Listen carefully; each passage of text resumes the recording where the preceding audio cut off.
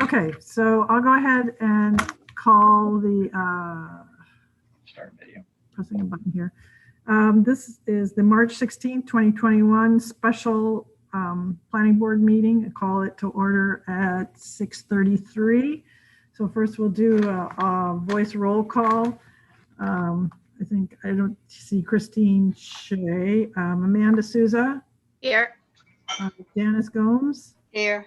Rosemary Eva, Here. Stu Hardy, Here. Adam Raposa, and Peter Bramonti, Here. and Susan Gill, chairman. Okay. And we also have tonight with us Travis DaCosta is our solicitor. We have Kelly Ravenel, who's now representing Steer Engineering, and Steve Baker, who's also Steer Engineering, who's worked with the town in the past. Who else do we have? Oh, and I want to mention about Tara. She has gone to the building office. She's taken that position. So she's being very generous in assisting Jennifer in the planning department and taking minutes for us. We want to thank her. But she's no longer a formal part of the planning department. So we hope she enjoys her time in the building office, and we'll be still kind of working with her off and on throughout. So I see now we have enough people here. So I'll go ahead and start. Our first item tonight is Tiverton Horizon Development Corporation. It's master plan public informational meeting, Lake Road Acres, 5-lot minor rural residential compound subdivision, Plat 609, lot 109, west side Lake Road, west of Jacqueline Way, R80 and Nonquit Pond Watershed Secondary Overlay Districts, review and possible vote, continued from March 2nd, 2021. The time clock of 90 days is March 30th, 2021. So, Court, if you want to go ahead and introduce the group for the record. Sure. Court Chappelle again on behalf of Tiverton Horizons. Mr. LeBlanc couldn't be with us here tonight because he's down in Florida with some technical issues, but I'm here with Bill Smith. We were here last time and put it over till today, kind of to make sure everybody was ready, hopefully to go to a vote and to make a couple of plan changes that you wanted seen on the plan. I know I consider them kind of three things. One was to locate the cistern, and despite what I will call logic and engineers, we thought the cistern would go to the end of the road where it most closely was in proximity to the 5-lot subdivision. But Tiverton looked at it, it appears the fire department looked at it not as our 5-lot subdivision, but where we could put a cistern to better that side of Tiverton. And they instead wanted it moved down much closer to Lake Road, just at the end of the paved road where the paved road goes gravel. It's 800 feet from our closest house. So I'm not sure that our subdivision likes it, but I get that they get benefits for other parts of Lake Road. And it doesn't cost us any more money to put it in one place or another place. I'm not sure that it's fair where it is, but we agreed to follow the advice of the Tiverton Fire Chief, looking out for the town as a whole necessarily, as opposed to these 5 lots. So I don't think that is any more of an issue, but if we address the issues one at a time, if there's any concerns from the planning board, it would be nice to hear it now. No, I just want to mention this is a continuation of the public hearing informational meeting. And yeah, I don't know if maybe have Bill go through the changes on the plans for everybody. Is somebody able to put it up on the screen? Yeah, I can. Right, so we're all going through this. Thanks. Let's see. Thank you, Jennifer.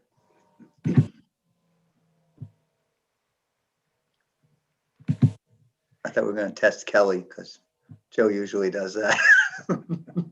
I can also put it up if needed. Let's see if I can. Who can use their pointer like Joe was doing at the last meeting? Well,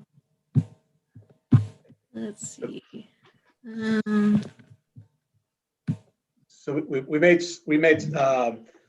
4 changes to the plan based on the comments from the March 2nd meeting. The first was that we've designated Lot 1, the first lot on the right as you come into the project off Lake Road, as the affordable lot. We've added a note, we've added a note that there'll be no further subdivision will be allowed. Where are you looking, Bill, so I can show them? Okay, so both of those are on, let's see, Which sheet? sheet number 1.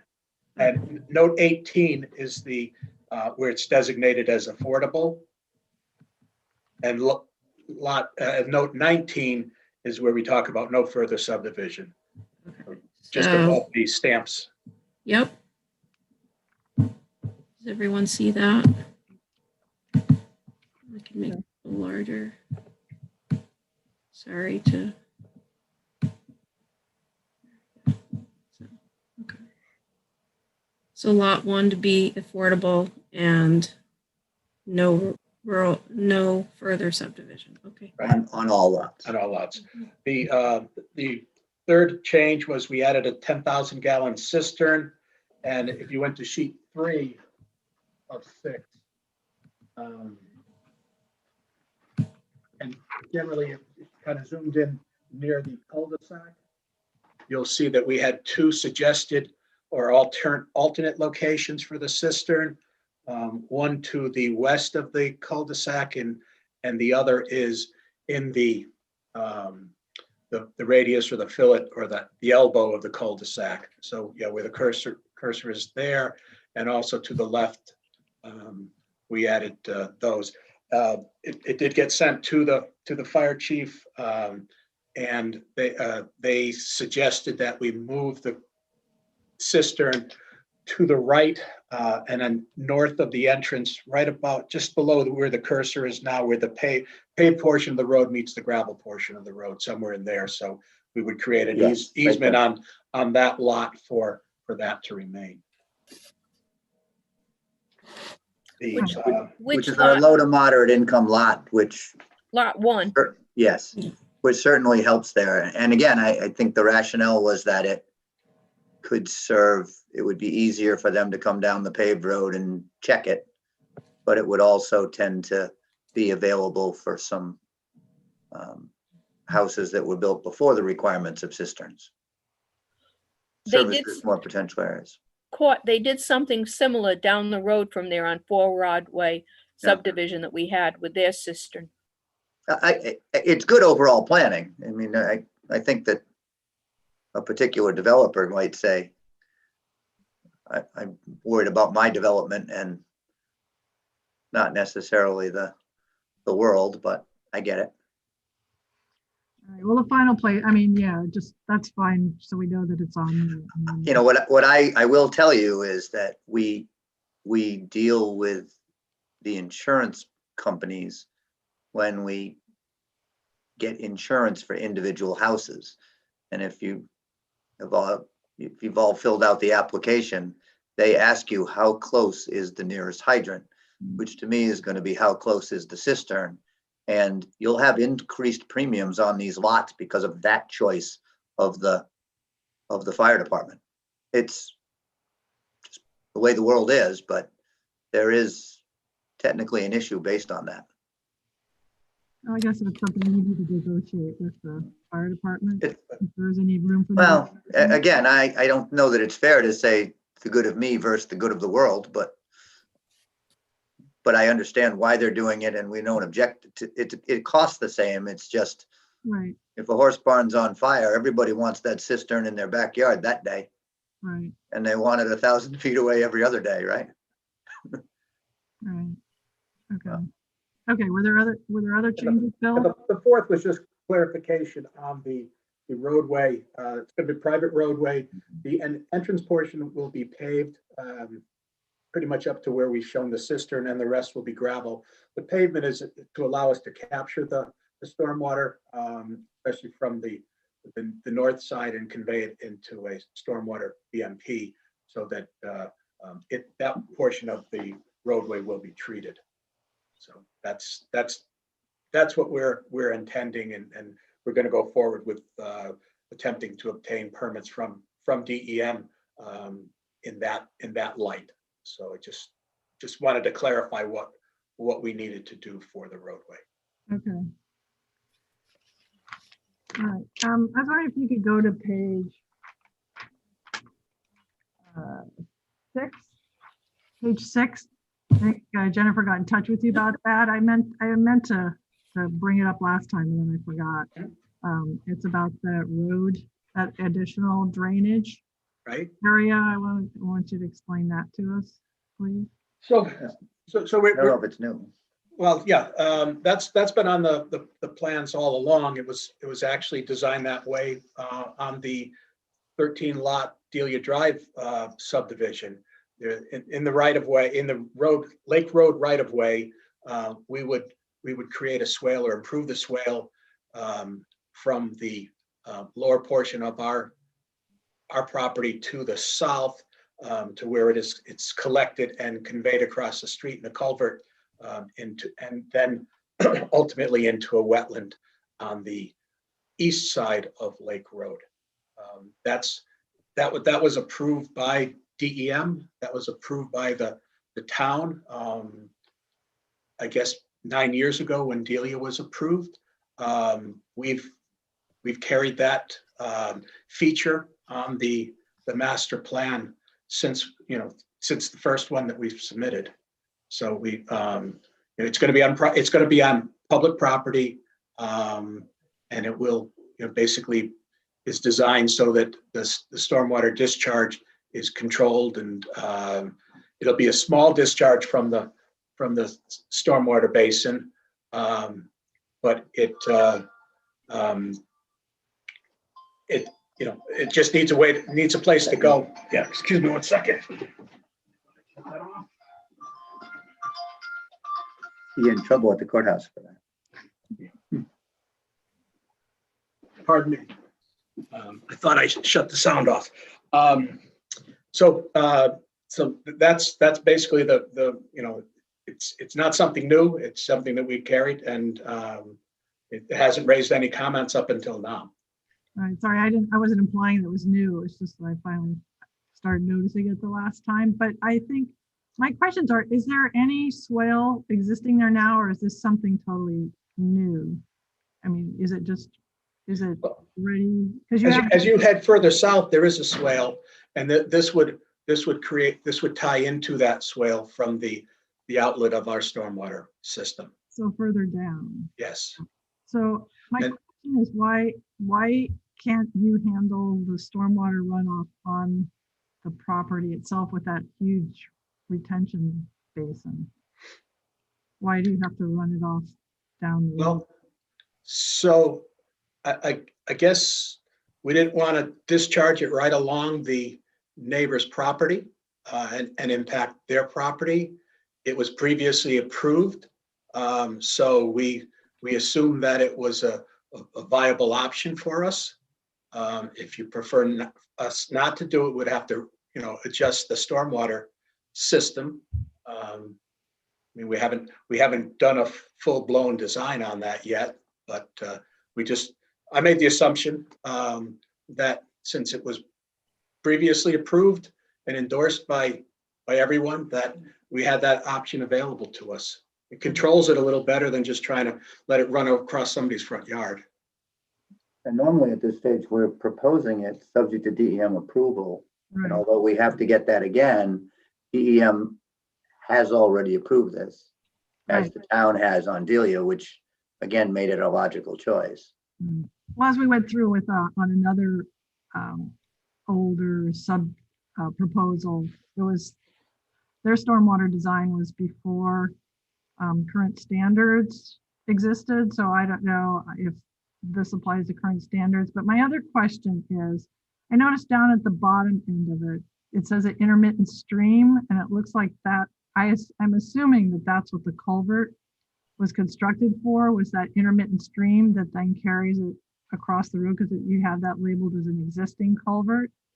It is existing, yes. So my question is, whoever owns the property across the street, do they, if DEM approves this, do they have any rights to have, as far as additional stormwater running off of that property into that culvert and running into their land?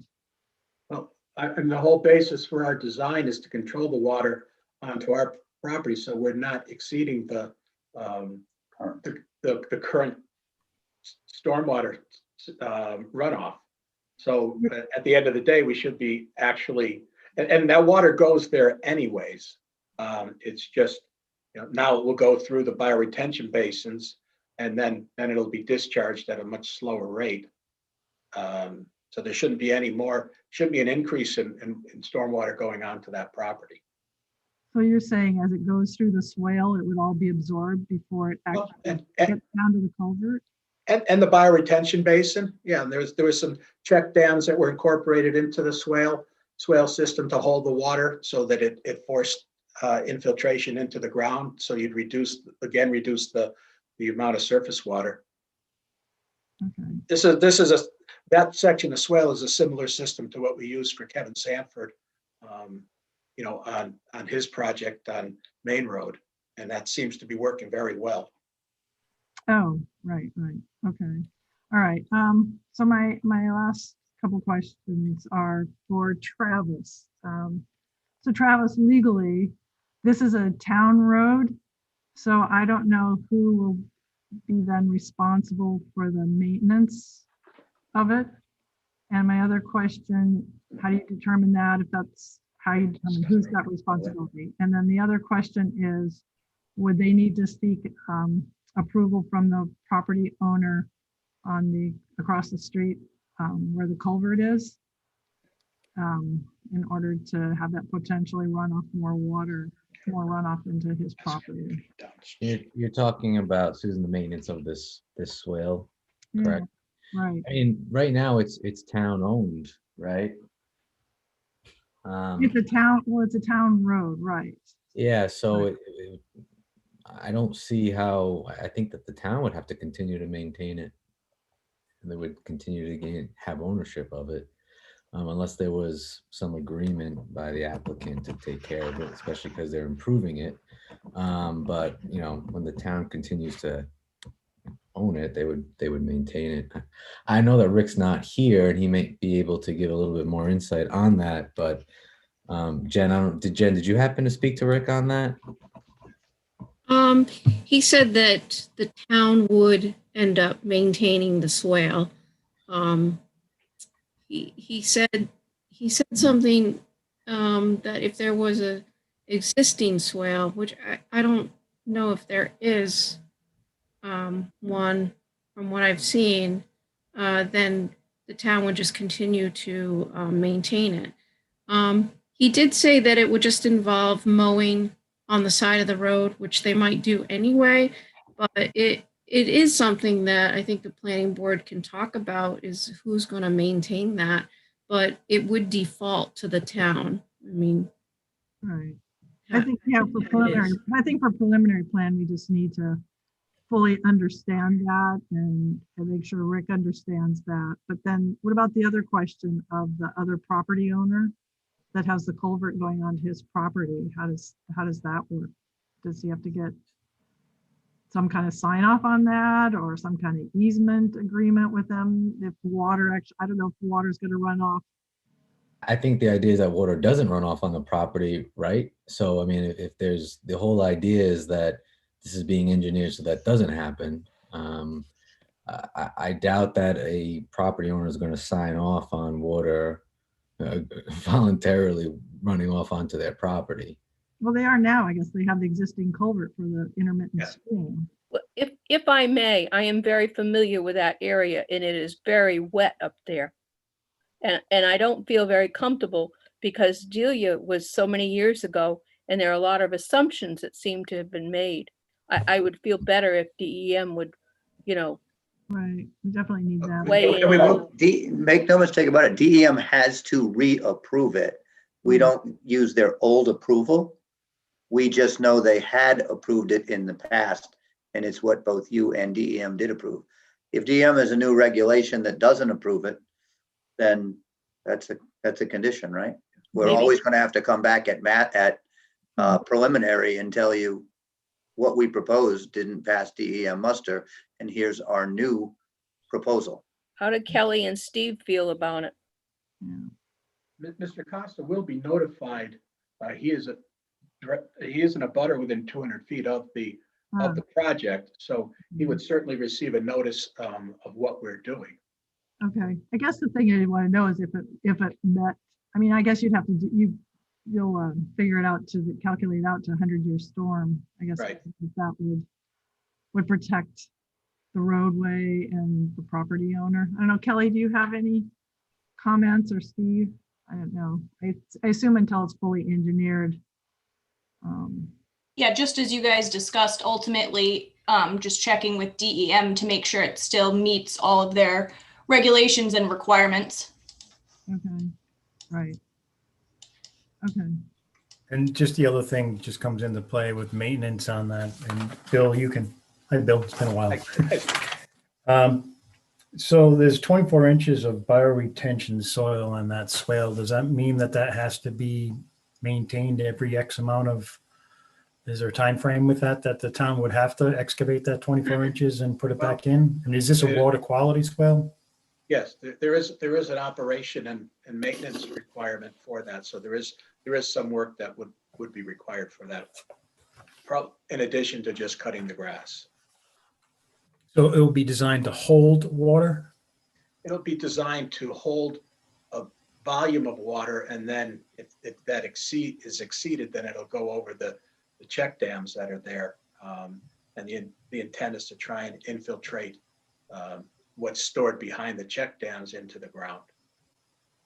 And I can't really tell from the plan, but how far would that be from the roadway edge to the top of the water that's going to be retained? Just trying to see the difference between, top of asphalt and where technically the groundwater would be. I know Rick isn't here, but that would be just something as far as more of a maintenance. If there's water entering the pavement subbase. I mean, I'm guessing 5 or 6 feet. So does that mean that there has to be, is 2-to-1 slope? Does that mean there has to be a guardrail now on there, or? I guess I'll have to refine that and look at that. Okay. It's just a detail that has to be worked out on the final drainage. It's similar to the swale system that you have just to the south of this, that culvert as well. Okay, I guess what we'll do is, I just kind of wanted to bring it out because we hadn't discussed it at all. And I just wasn't sure how this whole thing fit into it with it being in the town right of way. So I think definitely once we get to preliminary plan and you have it fully engineered and DEM's looked at it, then we just need to get input from Rick. As far as I'm not sure how to best deal with it. Yeah, if we replace this. Okay. All right, thank you. Yeah. Okay. I don't know, Kelly, or did you have any other comments on any of the plans, or are you? No, I didn't. I looked at just what had been modified, and it was modified as he mentioned in his letter. Mhm.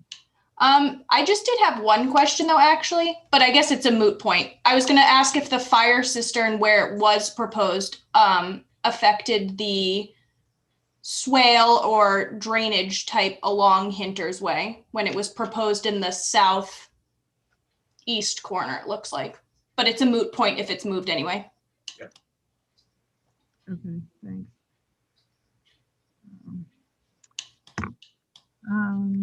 Okay.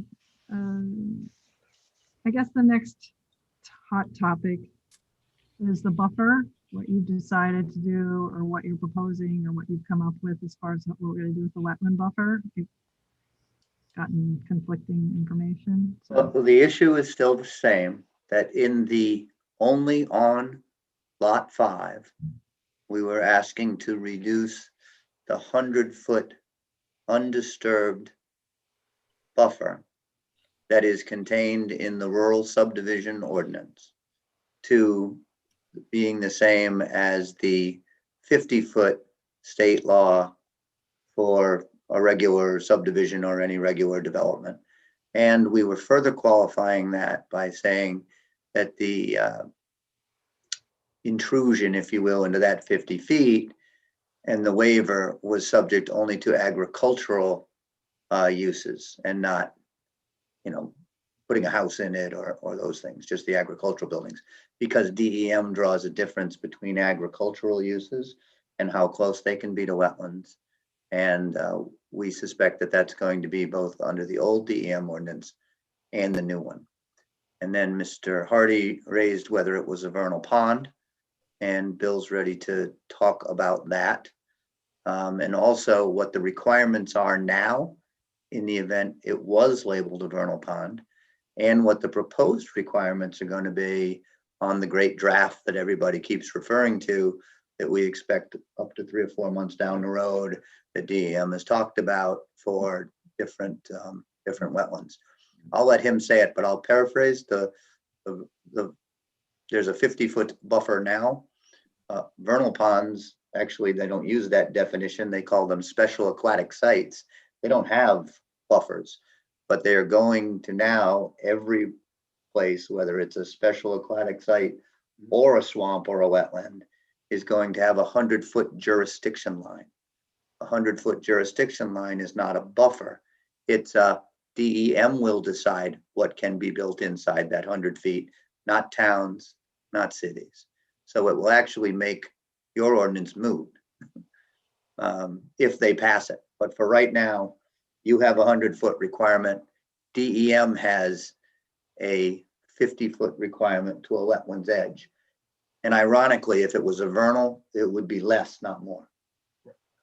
I did, that's correct. In the state of Rhode Island, accorded vernal pools no more protection than any other kind of a wetland. Massachusetts has special regulations for vernal pools, but not Rhode Island. So what you say is correct, Court. I did read Mr. Smith's letter today.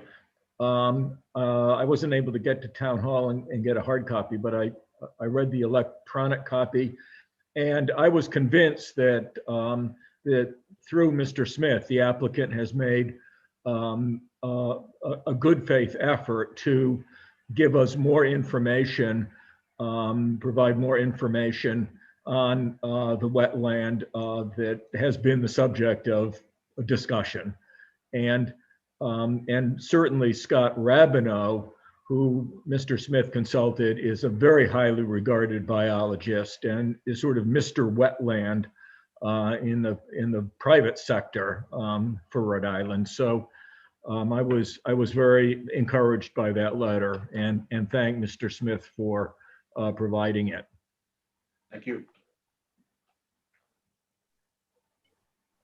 So your client is not interested in proposing additional 25 feet to get a 75 foot buffer. He's requesting. Is that what you're doing? You're requesting the waiver for 50 feet. We are requesting the waiver for 50 feet, and I understand what everyone says. I would especially request the waiver for 50 feet on that side where we've been talking about this vernal pond. And the reason is that no matter where you are in the state, that is only a 50-foot setback. The only reason it's 100 feet in your ordinance, and there's nothing wrong with your ordinance, it's well drafted, it's because this is a watershed rural subdivision. But this particular wetland doesn't even run to the watershed. The topography, I get that the watershed to the top of this map is part of the watershed. The wetland is part of the watershed. This watershed at the bottom doesn't even run that way. So all we're asking is that we have the same setback as every other person that develops in the state, except for people, unfortunately, that are in this ordinance. I think this ordinance is 100 feet, makes sense in the watershed, and it's aimed for that. But in theory, you can have a 500-acre parcel, and there can be a wetland 5,000 feet from the watershed, and it can be caught up in this 100-foot restriction that I don't think was really the intent and design. So we can squeeze that side. If we could be 25 feet even on that, am I right that this is north-south? This is acclimated north-south. So the north one that is the watershed is still, I think, 2,500 feet from any, From any from- endangered species. Yeah. Yes. but in the other side, if we could get it to 50, we can squeeze this building in. We've kind of done a little, the engineer and lawyer have done a little redesigning and tried to look at it. We have a pretty frustrated landowner at this point. And if I may sound like a broken record, but I had the opportunity to look at the old Delia Drive subdivision plans, and their development was right up to the 50-foot perimeter wetland. There was no 100-foot setback that was required, or 100-foot no disturbance area that was required for that project either. And that was houses, and that was, Yeah. that wasn't agricultural use, that was the actual homes themselves, the building envelopes. So with that, I understand everybody's concerns, but we've been pretty straightforward from the beginning, what we kind of needed to do here. And it's still going to be subject to DEM approval. Correct. And it's still going to be subject now to zoning board approval, which we will try to get you quickly so that when we come back for a preliminary, it's not a year from now, but we still have a lot of work to do to try to get this original plan put through. So just to clarify, because I heard something else earlier today, but just to clarify, Court, you are not withdrawing a waiver from our 100-foot setback requirement. You are still asking the planning board to provide a waiver so that the setback or the undisturbed area would only be 50 feet and not 100 feet. Is that correct? On that south side. On the south side. And it could be 75 feet on the north side for the watershed area. And I do want to I think I should say this. At some point, a couple of days ago, I was contacted that there were going to be some concerns because everything hadn't been submitted. And rather than continue master plan, I had suggested that we could address this if you didn't think you had enough. And that's up to you on whether Bill's letter and Mr. Robideau's comments were enough. But if you didn't think we had enough today, then we could just get master plan approval without that variance today, knowing that I would readdress the variance at preliminary and final when things were closer. And there's no doubt that I did offer that. So if you heard that, that did come from my mouth. We were hoping that we did get everything so that you would be satisfied by today, because Right. it's a little riskier for us to do it, but So I it was- understand either way, that's all. It was simply a tactical measure on your part to move the process forward and to take that controversial item out of the master plan and put it into the mix for preliminary plan discussion. To get you I the see. time to get the information, to get us the time to get you the information that made you more comfortable. I didn't quite hear it that way, so thank you for Yeah, explaining. that's, in my opinion, what I was trying to And do. I would like to say that that I no longer have a problem with granting the waiver that you request.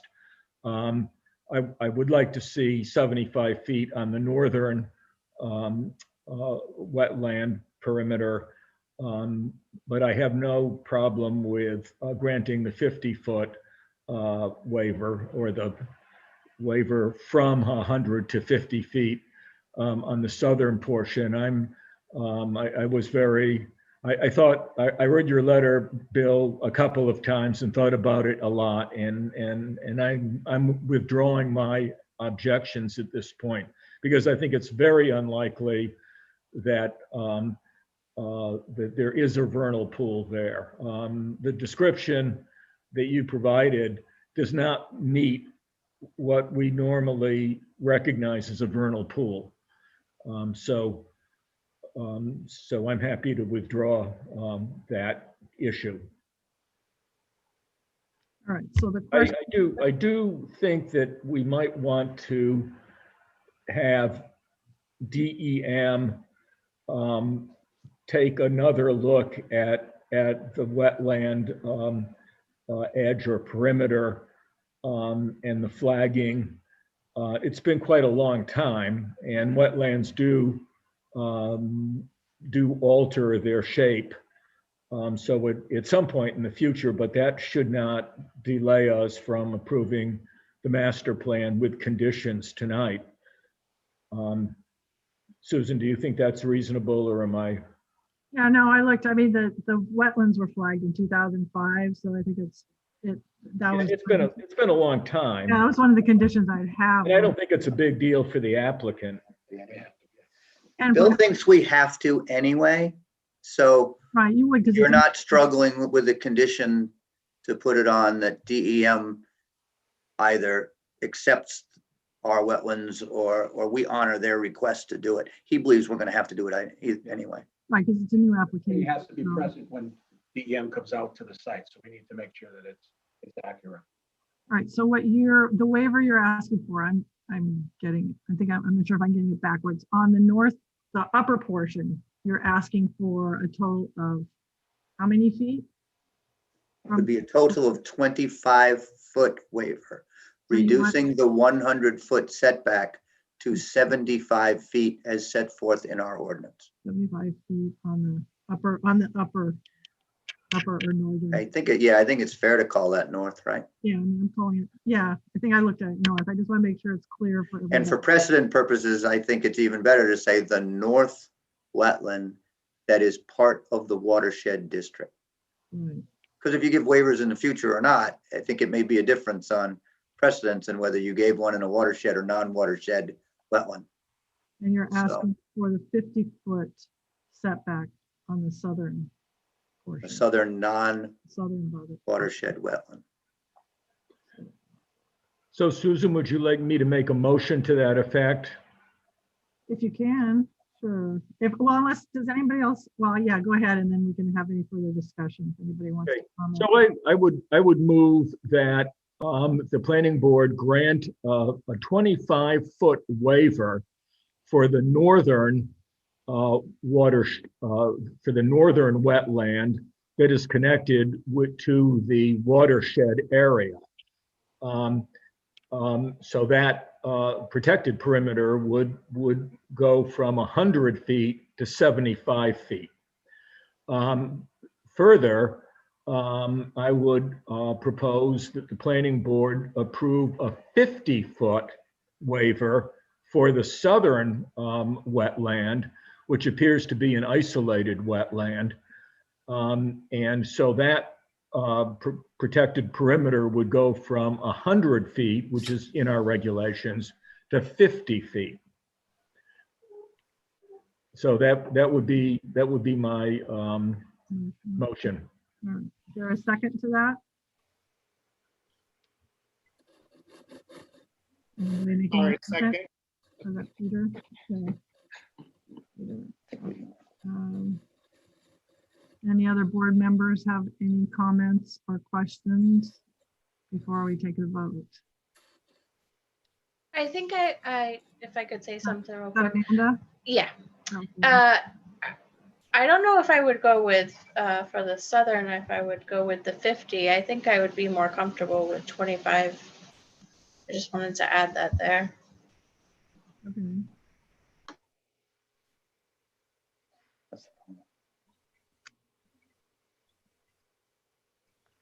Anybody else?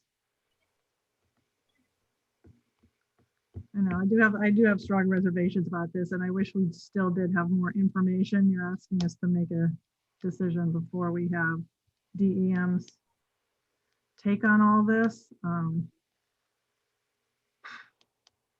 Okay, I'll go ahead and do the roll call for the vote. So I this just is- want to say also, I don't know how comfortable I am without having the DEM's information as well. Well, if DEM changes the flagged wetland site and it makes it 10 feet more into our property, then you still gain all of that. It's still 50 feet from that edge. So if DEM happens to move this wetland area 50 feet to the south, it's all academic because we don't, you know, so your safety measures are in place, whatever DEM does. Right. It's just a matter of then what, is your waiver still going to be valid? I don't know. Okay. Well, if we didn't, from what I understand the changes, if we didn't submit applications prior to DEM's change, DEM would say jurisdictionally, there is a 100-foot jurisdiction that you have to come and ask us what to do in that 100 feet. And all of the town's ordinances everywhere become null and void and superseded. So your 100-foot doesn't matter. Everybody just has, but again, we're not scared of DEM changing because a 100-foot jurisdiction makes sense to us. That doesn't mean they're going to say that there's a 100-foot buffer.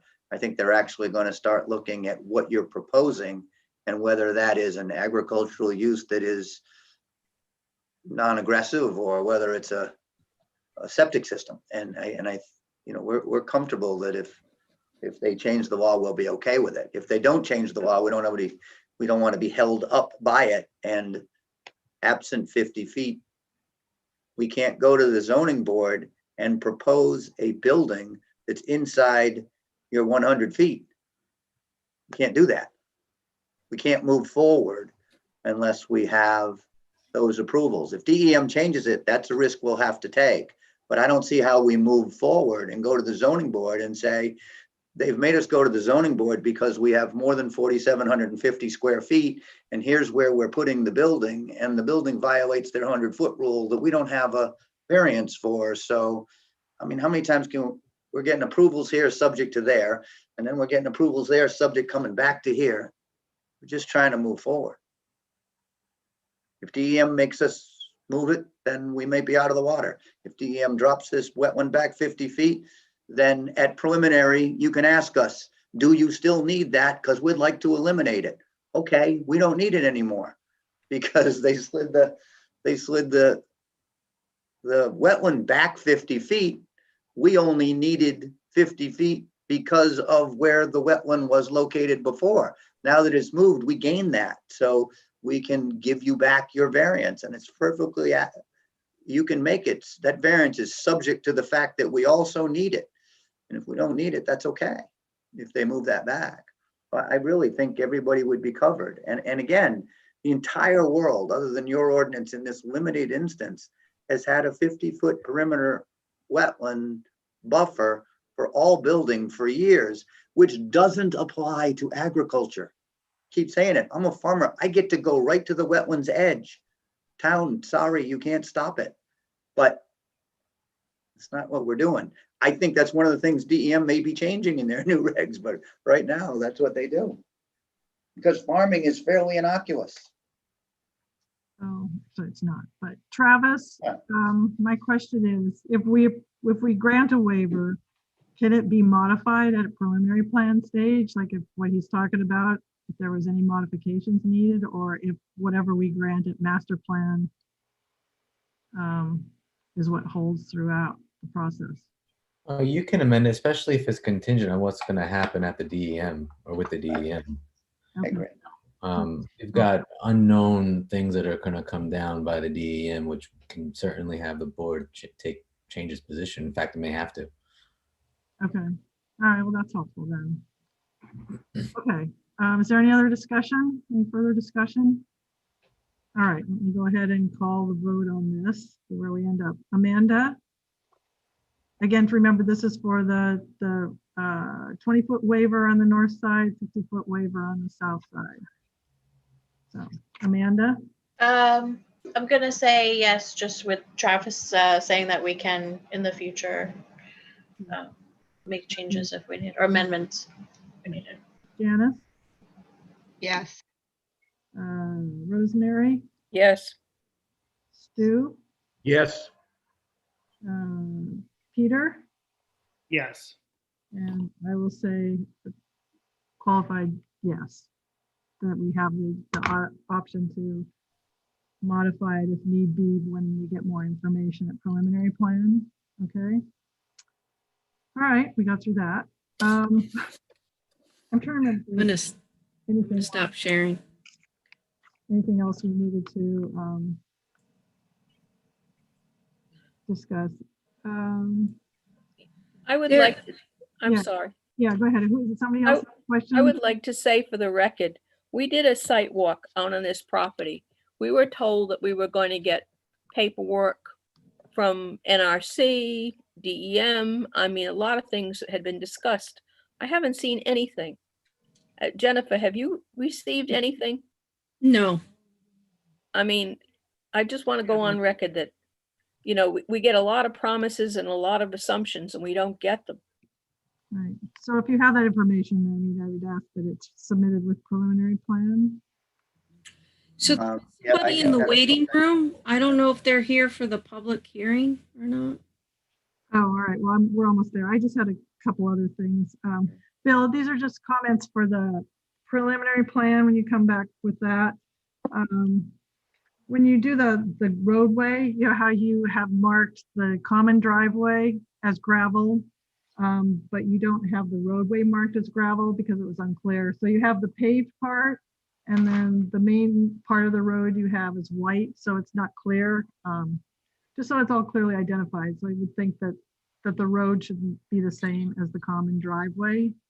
We did have that on. So- the Yeah, file, so that, so- She's- for that, yeah. But I'll make it clear, I'll make it very obvious on the drawings. Right, because it's, I mean, we did go around about it, discuss it, and now there's a little bit of pavement, and then it's gravel, and then it's gravel, but it's not all, it doesn't all look the same, so if you can just make sure, so that's clear when it goes through the process. Sure.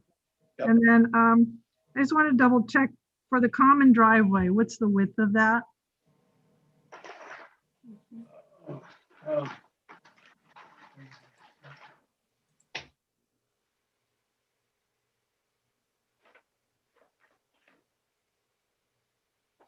Yeah, it was the I common.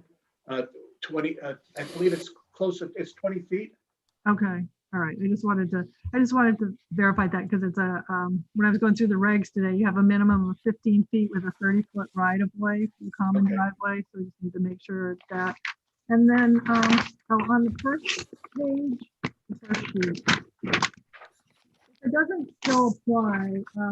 It was note 14. Well, actually, you'll just need to correct it. It's the waiver request, note 14. Well, actually, I don't know if you need to. You have that it's 100-foot undisturbed. Actually, I don't know if that needs to be amended at all. We can amend that to be consistent with what the request was, and I'll help him write that it's And the other one was 25 on the northern end. was note 16 that refers to the open space areas 1 and 2. But when I'm looking on the plans, it seems like you've taken those demarcations off. Have you? They should be off because Yeah. we've taken them off the plan because that was the controversy on whether they were additional lots. And Right. 1 is now the conservation area and 2 is now the wider part of the road system with the homeowners association. Right. So yeah, I mean, you don't have to change for master plan, but when you go to preliminary plans, you could just modify Okay. 14 and 16, since that's no longer marked on the plan, you can remove that one. And then the other thing was, you comment on you have it in the note for the affordable house lot, but can you also note that on the plan? Sure. So that lot, that house is marked as the affordable lot, so that when it goes to the building office, et cetera, you know, I don't, they look at the notes, but they'll know that that's where it is. Okay. Perfect. And I think those were the last questions. The last questions I had. I don't know if anybody, other members have any other comments or questions about these plans? Okay, so at this point then I can open it up to the public. If there's anyone from the public here that wants to comment on this application, you raise your hand so Jennifer can identify you and put you forward. Yes, if you'd like to speak at the public information meeting, please raise your hand. They're not raising their hand. Okay, there's nobody? No. Okay. All right. So So I guess we're at the point then, if we're finished, if everybody's finished in their review of this application, then I'll go ahead and close the public informational meeting on this petition. All right, no comments, so it's closed. So I'm gonna do it a little bit different this time. But I'll have, Jennifer's gonna do findings for this petition, and then I'm going to, when I do conditions, I'll incorporate those into the actual decision vote. So Jennifer. Sure. Have your findings, if you want to go ahead and present those. Sure.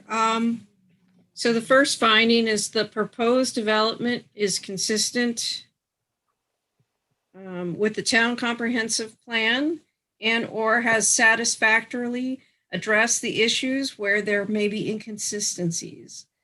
Lake Road Acres is a 5-lot rural residential compound that will maintain large areas of open space and conservation easement of approximately 580,236 feet within the Nonquit Pond Watershed Protection Overlay District, with the addition of 4 single-family dwelling units.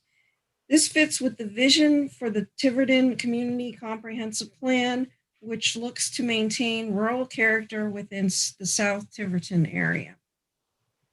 Under 3.2, a vision for Tiverton, it states that residential growth should be less dense and rural residential style development in South Tiverton.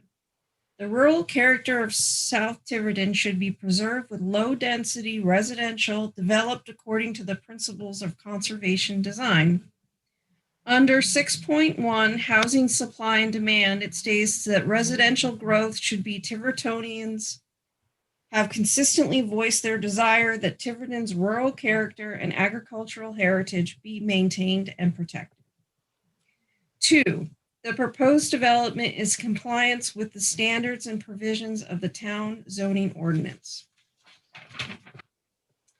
Lake Road Acres 458 Lake Road, Plat 609, Lot 109, a 32.75 acre property will be divided into 5 lots, with one lot being 35,800 square feet, lot 2 being 59,936 square feet, lot 3 being 61,317, lot 4 being 72,106, and lot 5 being 430,307 acres.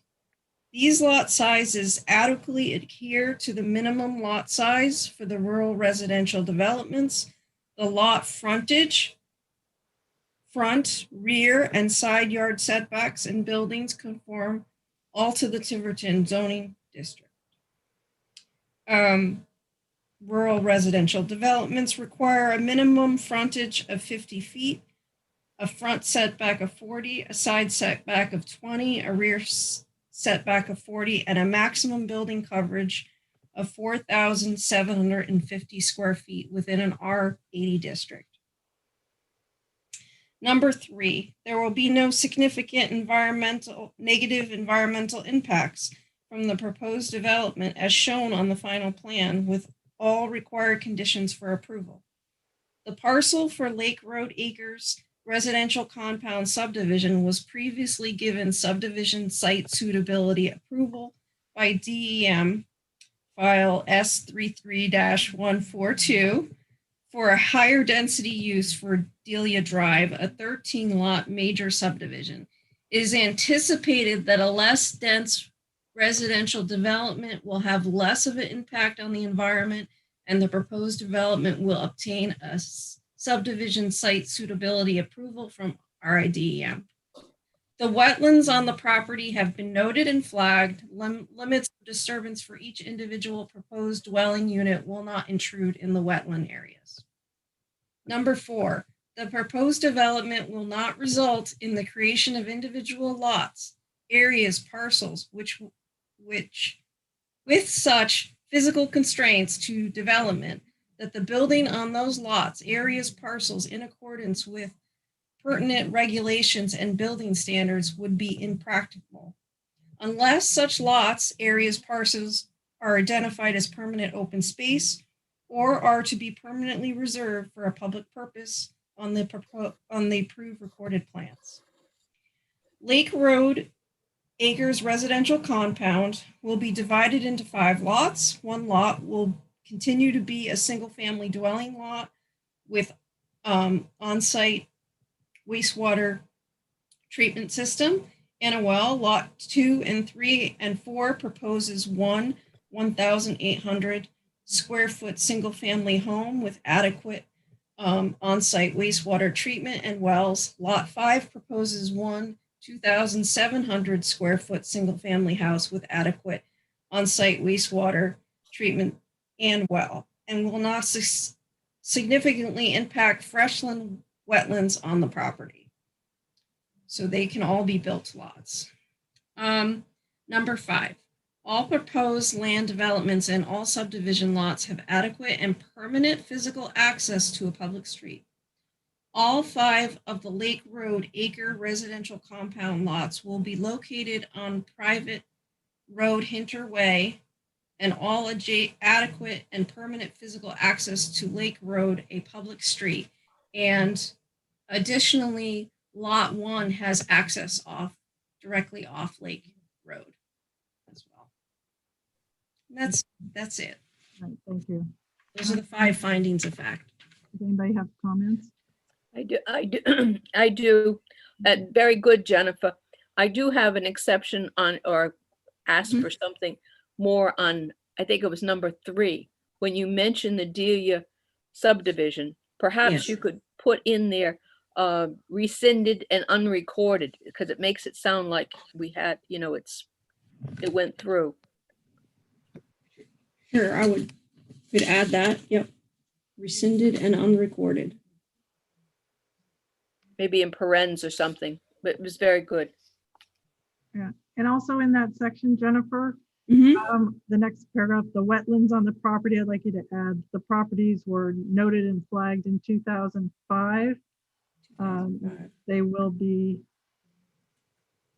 I'm trying to think, in 2005 for the Delia Drive application, they will be let's see, what will they say? Reviewed.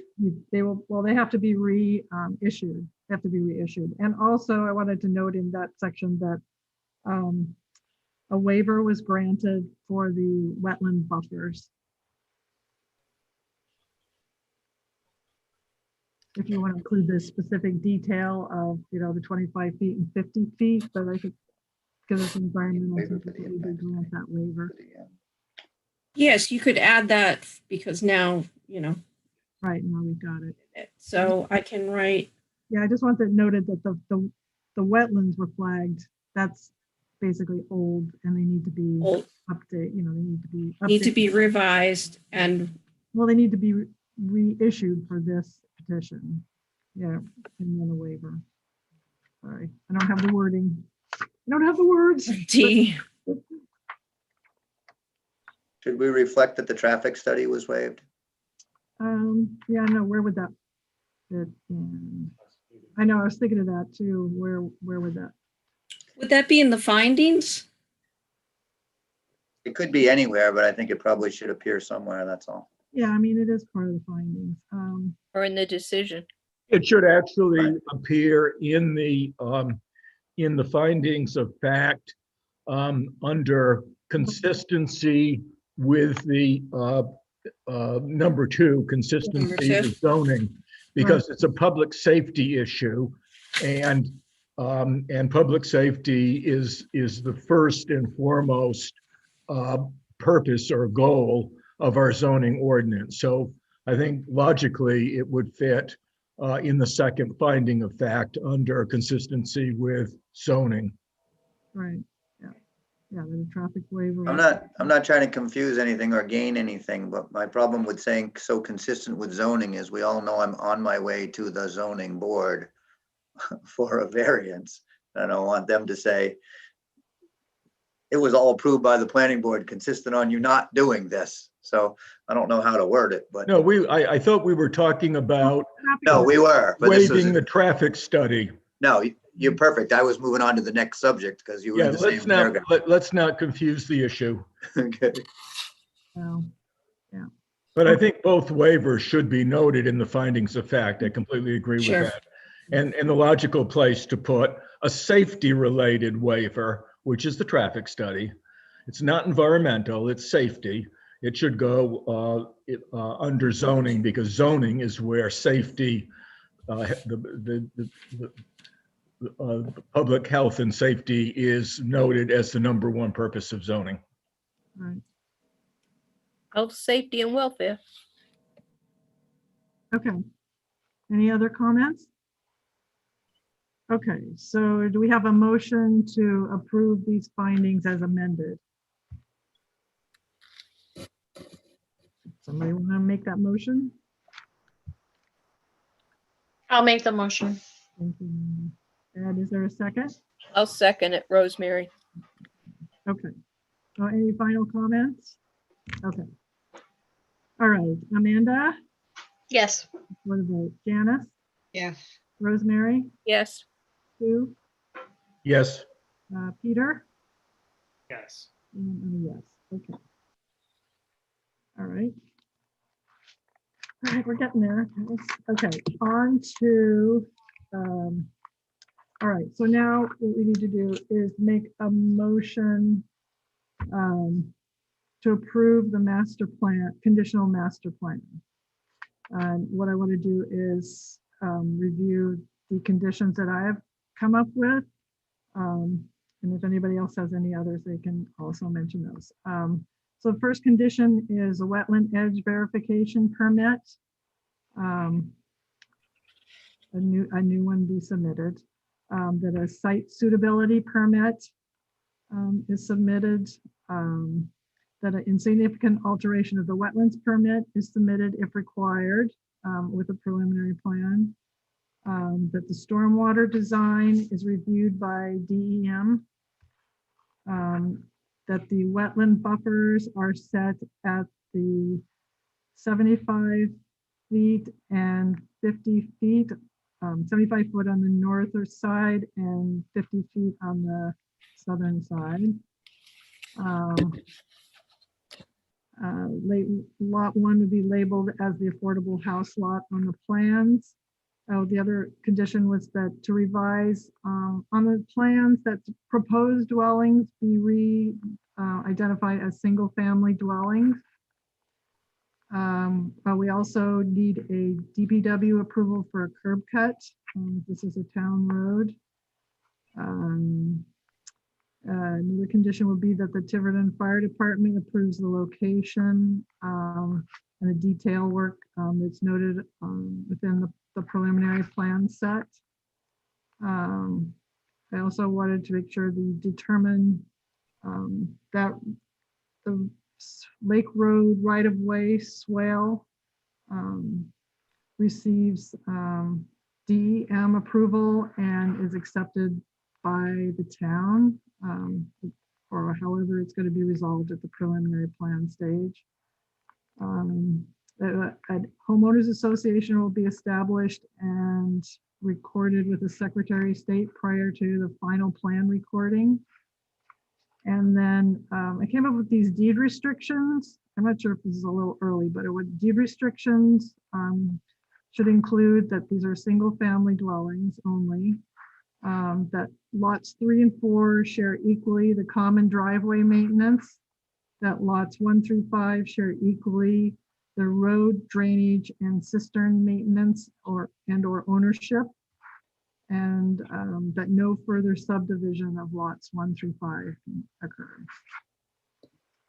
If anybody else has any other conditions that they thought of that need to be included for the preliminary plan. Okay, so I'm happy to move conditional master plan approval with all of the conditions that Susan has just enumerated. okay. All right, is there a second? I'll second the motion. Mary. Second. Okay, is there any further discussion or comments? Okay, so let's go through the vote. I'm in picture of Stu, Yes. Amanda, Yes. Peter, Yes. Rosemary, Yes, Janice, Yes. and I'm a yes. I think I got everybody right. Vote. Okay. All right, and Bill, we could probably get your court copy of the conditions and the findings if you need any of those. I can draft those for you. So I think with that, we did it. Well, with that, I'd say thank you for starters. Yeah. All right. We will be back and see you all I as soon know. as practical. Yep. The bells on. The bells on. Okay. And if So you are asked, yeah. whatever support you could either vote on as a group or do individually for that 4,750 feet, I do really think that that isn't really a number that was meant to be a restriction on an 800,000 square foot lot, but Right. Well, that's a zoning. That's zoning, right? That's what you're going to zoning for. that's what we're going to zoning for. But I'll be darned if they don't sometimes look Right. to you and ask for an opinion. Right. Don't get me going, Court. That's Seems like I've never been to a zoning board meeting where a couple members of the planning board aren't present. well, see, that's the rub because. So we don't usually have- I look back and we don't want you to speak. Today, I want you to please stand up and speak. But you don't have it on the plan, so we can't submit an advisory. Okay. to the zoning board. So, all right. Fair Good enough. luck. Good luck. We'll see you. Thank you after. again, Thank you. everyone. Take All right. care. All right. Thank you. Okay. Okay. So, not to stop things, Susan, but someone in the general public that they have a general question for the planning board. Will I be able to ask that during the meeting? And I believe the answer would be no, but I'll leave that up to you and Travis. Right. It depends on if it pertains to an item on the agenda. Correct. Right. So Okay, that's if you can get so I'm gonna, something from them, what, if it, ask them if it, applies. yeah, I'll type it and say, if it's an item on the agenda. So pertinent to that issue, is this a good time, Susan, for me to make a motion to amend the agenda to add a very brief new agenda item in the nature of an announcement? Yeah, I guess we could do it under planning board business under item 3, I guess, if that's, yeah. Okay, go ahead. What's your motion? And Travis, I think So I would- he makes a motion for an agenda, add an agenda item. If we approve that, we can add it for discussion only. Is that correct? Right, so long as it's, not something that needs a public hearing and not something there's gonna be a vote on. So my agenda item relates to number 16 East Road, a building that is undergoing an addition currently, but which has not come before the planning board, despite the fact that it is in both the village commercial district triggering design standards and subject to Article 20 development plan review.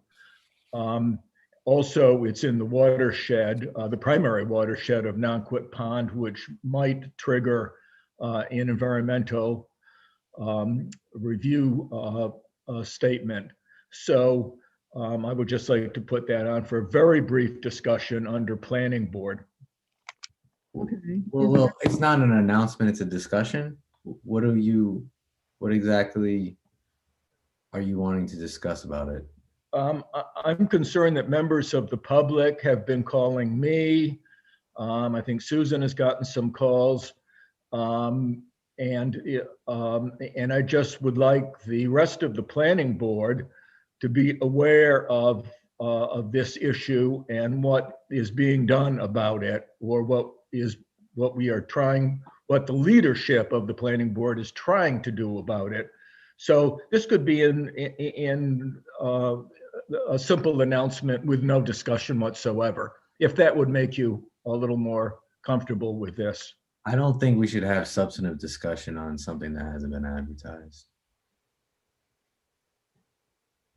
It's a point of information, right, Travis? Right, I just. it No doesn't- discussion. No discussion, but what would be your announcement, I guess, Awareness. right? I don't see how the planning board can really do what we are expected to do for the town of Tiverton if objections get raised to a simple announcement. Let's not even have a discussion, but I will ask our chair, Susan Gill, to make an announcement about it. And if we can't do that, I think we might think seriously about whether we even want to be on the planning board. Well, there's an Open Meetings Act law for a reason, right? We have to be. I take exception to your interpretation. Okay. Well, I guess. So I've made a motion. If Is there a second to the motion? Anybody want to make a second? Could you restate what the motion was just before I? yes, the motion would be to amend the agenda under planning board business for an announcement, no discussion and no vote, a simple announcement about an issue that is raising, that is stirring up some interest and concern among parts of the town of Tiverton. Just as a point of information, just so that the planning board knows what's going on and realizes that we are looking at it, that our leadership is looking at it. Thank you for clarifying. I will second. Okay, is there, okay, go ahead and vote on this. I don't know if we're overstepping. I guess what I would do is, if there's comments to be made, I would ask Jennifer to make them because she's the person that it's more under her hat than it is mine. So I don't know if that changes anything, Travis, for the situation. Having a discussion about something that we're amending the agenda, but the idea behind an agenda is to inform the public about what's going to happen in a meeting. So if you amend it during the meeting and then have a discussion on it, then what's the point of having an agenda for the public to review? Right.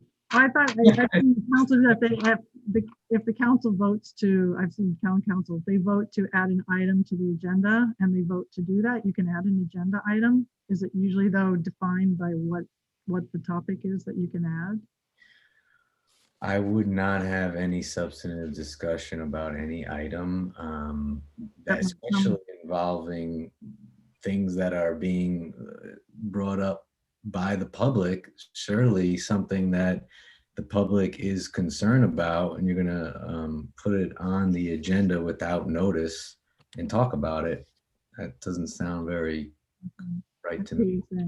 It's the idea that we're discussing a possible application without public notice. I don't even know what we're discussing, to be honest. I still, it's completely vague as to what we want to add to the agenda. Something that is affecting the public and that they're objecting to and that we are on it. I don't know what that means. What does that mean? I can explain what is going on, but I don't feel comfortable discussing all the ins and outs of it. But I can just say what is going on if people. It's something so time sensitive that it can't be put on the April meeting and advertised. Can I just clarify again? I thought all we were doing was asking to announce something, not to discuss anything. I think we're Right, getting- but then we were directed, then Jennifer was directed to be the only person to announce it. We're trying to work too hard around the laws. And we're being recorded right now. I think it's a Okay. bad idea. I don't think that was the intent, unless we're misunderstanding or adding a direction that's not appropriate. All I believe Stu's motion was intended to do was make an announcement and have no further discussion, but to make sure that everyone was aware of the item. Is that correct? That was my intention.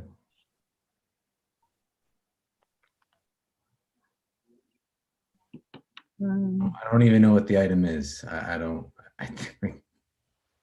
I know. The item. I mean, it'd be very limited what we'd say, and I have no problem giving a very limited explanation of what's going on. I'm not going to get into more than what is actually the very facts, because a lot of the facts and issues are in question. But I can tell you what the facts are. okay, well, why don't we go ahead and vote then, and see if people want to listen to, have this listed as an agenda item. So go ahead. Okay, Amanda? I know this is all very cryptic, but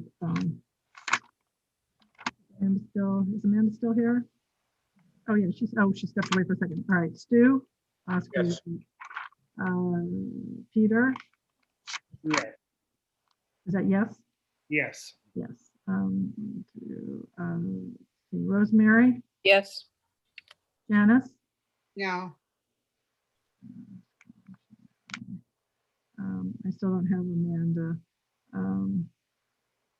I vote yes, so that's 4. I don't know if that's enough votes or not. 1, 2, because we don't have her. 1, 2, no, 1, 2, 3, 4. Yeah, we only have 4 votes.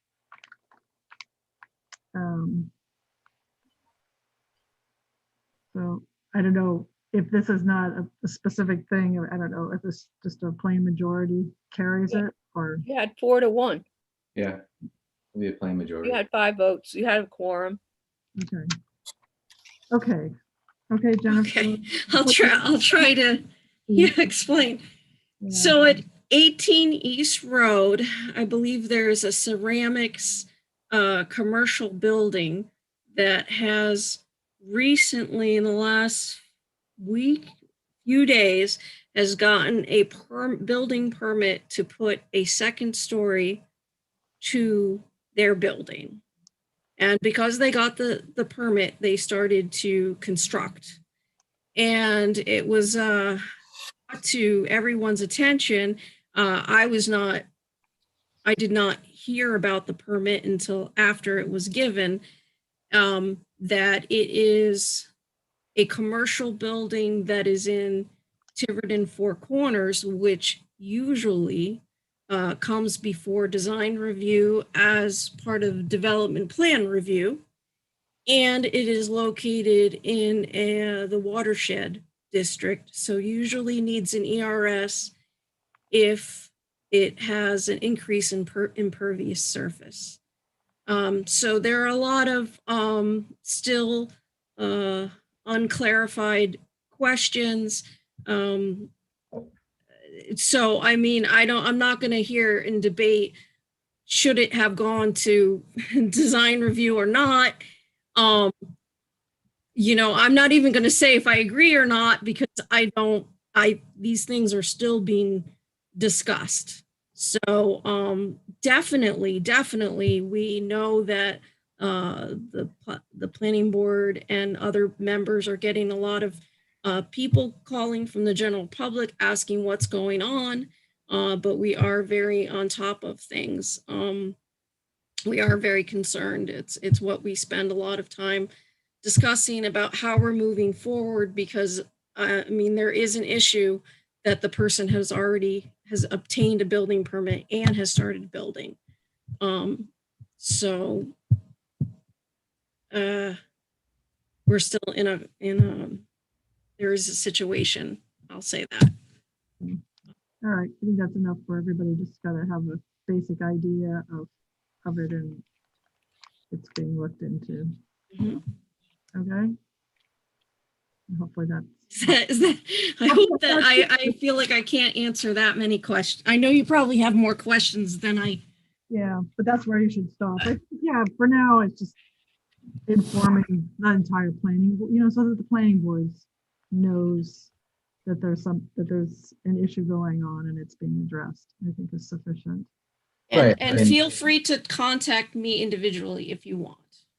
I would feel better in more. All right. All right, thank you. I think that was appropriate. You No. think it was? We're not taking any action or we're not voting on anything. We're not getting into too much substance, but that's okay. All right. Okay, thank you. Okay, so let's move on to administrative officer report, the February AO report. And actually, I was gonna say, Steve, if you and Kelly, unless you really want to hang around, this was a special meeting basically to go over work for us. We could excuse you guys. Thank you so much. Thank you. Have a good Yeah, night. you'll find Thank you out for coming. All right, thanks. Thank you. Okay. I don't want to let them off the hook. Okay, Jennifer, so you have the AO report. Yes. Anything you want to comment on? Or if anybody has questions? Yeah, if anyone has questions, I have a question, Jennifer. Rosemary always does. Yes. Of course. You know that. Where's Ethan's Way? Ethan's Way. The last page 3. Oh, yeah, I have to look it up. I don't know off the top of my head. Research subdivision merger information for Ethan's Way. Rosemary, Ethan's Way goes west off Cornell Road, just south of Bliss Four Corners. So it's in the neighborhood of the old Brantel's restaurant. Mm. I looked it up because I was concerned that it might involve a number of very small lots that the Tiverton Land Trust owns in that neighborhood, and where some years ago there was some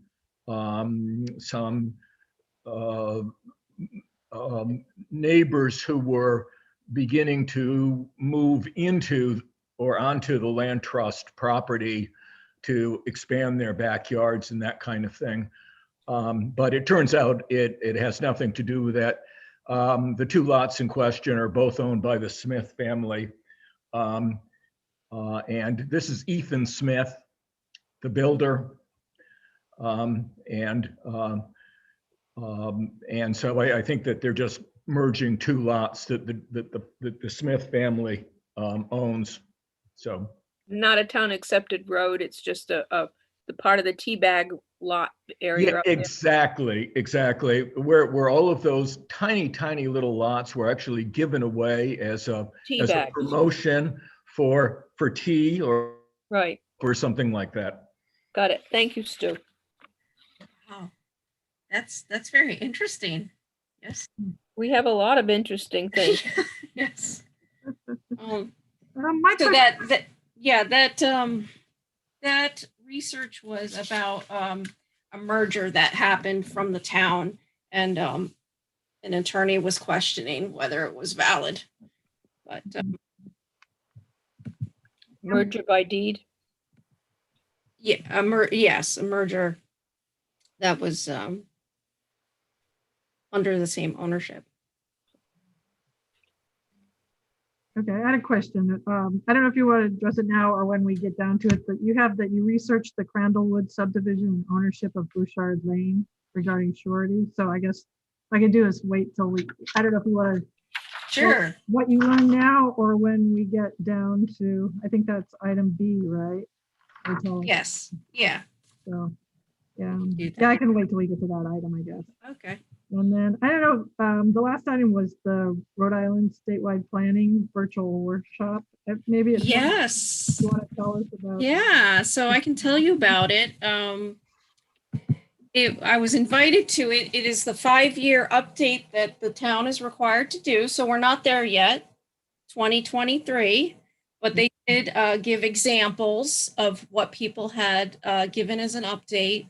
It was really, that was what it was about. Warwick had given their sample and they had kind of used it as almost a marketing tool of what they have done. And, you know, that wasn't necessarily required, but there were options that you could do. So Okay. that was pretty much it. Okay, well, that's good. I could share the PowerPoint if you'd like. Yeah, if it would be helpful, just I think Yeah. stuff like that to educate us, because I mean, we're the ones that have to be updating the comp plan. Yes. So, A little early, but yeah, you want to start. Yeah, if you want to have that maybe for another time, we could do that. Okay. Does anybody else have any questions about anything else on it? If not, we'll move on. Okay. All right. So next is Tiverton Planning Board. Item A is approval of minutes, March 2nd, 2021 draft. I have a couple things. Okay. Go ahead, Mary. Can I go? Yeah, go ahead. Okay. First page, 1, 2, 3, 4, 5, 6, 7th paragraph down. I think it should say Nonquit Pond Watershed Protection Overlay, insert Nonquit Pond. Oh, And then the next paragraph after that, Ms. Gill inquired about the markings along the proposed driveways, plural on driveways, off of Hunter's Way. Hinter's Way, rather. And the QPAs, maybe put the QPA in parentheses after the qualified pervious area.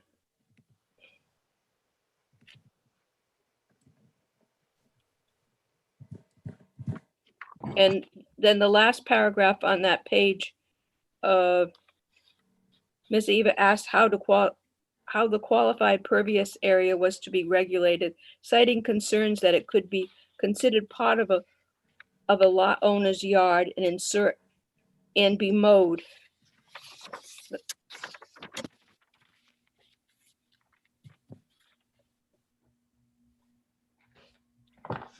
And then the next page on the 1, 2, 3, 4th paragraph, add a sentence at the end of it. She also asked if the name of the proposed road, Hinter's Way, was a typo for hunters, Hunters, Mr. Smith replied that it was the name of a horse and would be validated by the fire department.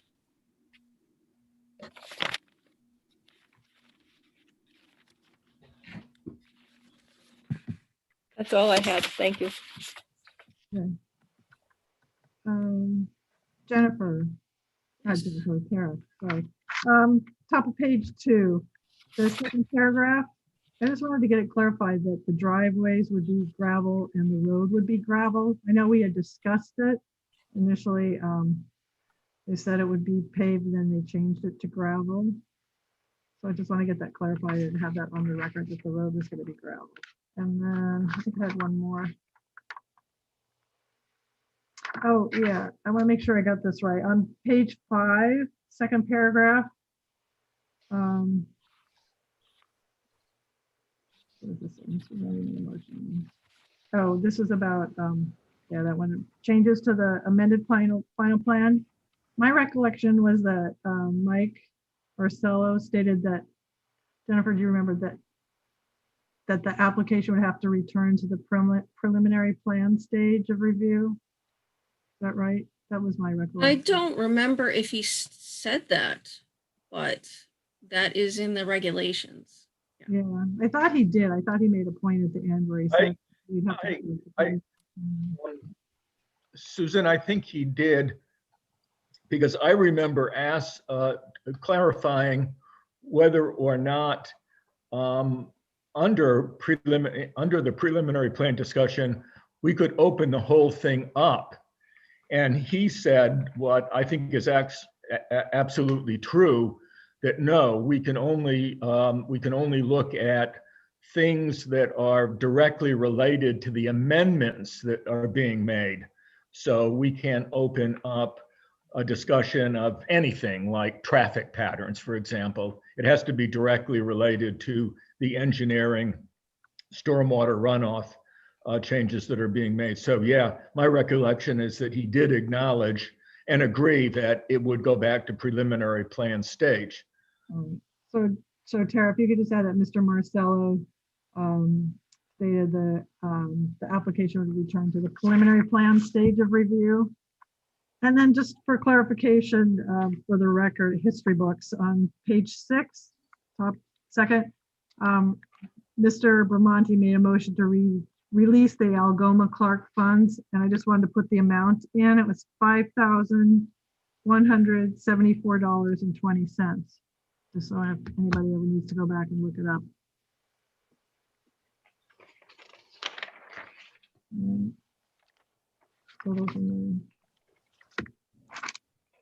Okay.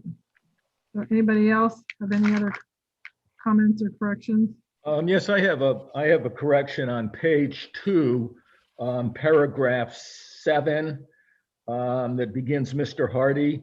It talks about regulated state agency, and then it talks about the Natural Resources Conservation Service being a state agency. It's a federal agency, and it's just one of the 3 agencies I mentioned, and they're not regulated. They are regulatory agencies. So it should read, and I'll go very slowly so Tara can get this down. Actually, I sent her a copy of this already, but Mr. Hardy solicited documentation from a qualified environmental agency, such as Eastern Rhode Island Conservation District, Rhode Island Department of Environmental Management, or USDA Natural Resources Conservation Service regarding the wetlands and their ecological value. So that would be the whole paragraph. Okay. Okay. Anything else? Okay. I think we're ready. All right. Is there a motion to accept the March 2nd, 2021 minutes as amended? So moved. Okay. And is there a second? I'll second it. Second, Okay. All right. So I'll go ahead. We'll do the vote. Stu, Yes. Peter, Yes. Amanda, Yes. Rosemary, yes. Janice. Is everybody- Yes. Oh, and me. Yes. All right. So. Okay. Sue, did you second or did Rosemary? I did. I think Thank She you. beat me to it. I stuck my neck out there. Okay. Thank you. Thank you, Tara. Okay. Item B is review of past sureties, recommendation to town council and possible vote. Gravel bonds, Fund 500. I know Travis, if you're up on this, but I did get an email from Mike, and he finally got it approved for us. Got it done. So, and I heard from the treasurer that there was a correction of the amount. So there is $4,811.53. And it's called the gravel permits. Yeah, she corrected that too. It's called gravel permits, not gravel funds. $4,811.53 will be transferred to the general fund of the town. And unfortunately, I was hoping it could be sent to DPW directly so that they could then apply these funds to any road work there, but he said that it had to go into the general fund account. So that means yeah.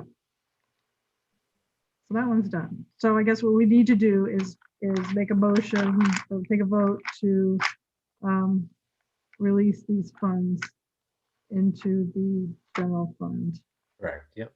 right? Yep. Okay. So is there a motion? Anybody want to make a motion? I'll make the motion. Janice? Okay. So move, Janice. And to release $4,811.53 to the town's general fund. Is there a second? Second. Peter, okay. Okay. Any further discussion on that one? Got another one done. Okay, so I'll wait till Stu finishes. Peter, Yes. Amanda? Is that yes? You were muted. Oh, now you have no sound. Now? There. There. All right, that was a yes? Yes, All right. yes. I read your lips. Rosemary, Yes. Janice, Yes. Stu, Yes. and me. Yes. All right, so that's 6. Okay. All right, good. All right, so now next one is Robert DeMello, Crandall Woods Fund 504. So Jennifer, if you want Yes. what you learned this last couple of I'll weeks. tell you what I've learned Yeah, about Bouchard Lane. about Bouchard Lane. Okay. What have I learned? I have learned there is no homeowners association. We do not have any as-built or inspection reports or documents related to construction. There is only one item in DPW, a letter that was sent from 2004 to 2017 informing the developer that that it is a private street and that it is not eligible for winter snow plowing maintenance. That trash. So that is where we are with that. So there are a couple issues because the gentleman passed away as well. Right. And he stopped plowing, just to let people know. So there was some discussion in town hall, you know, was it a private road? Was it a public road? And we definitely found it was a private road with no homeowners association. So. Okay, so I don't know who's.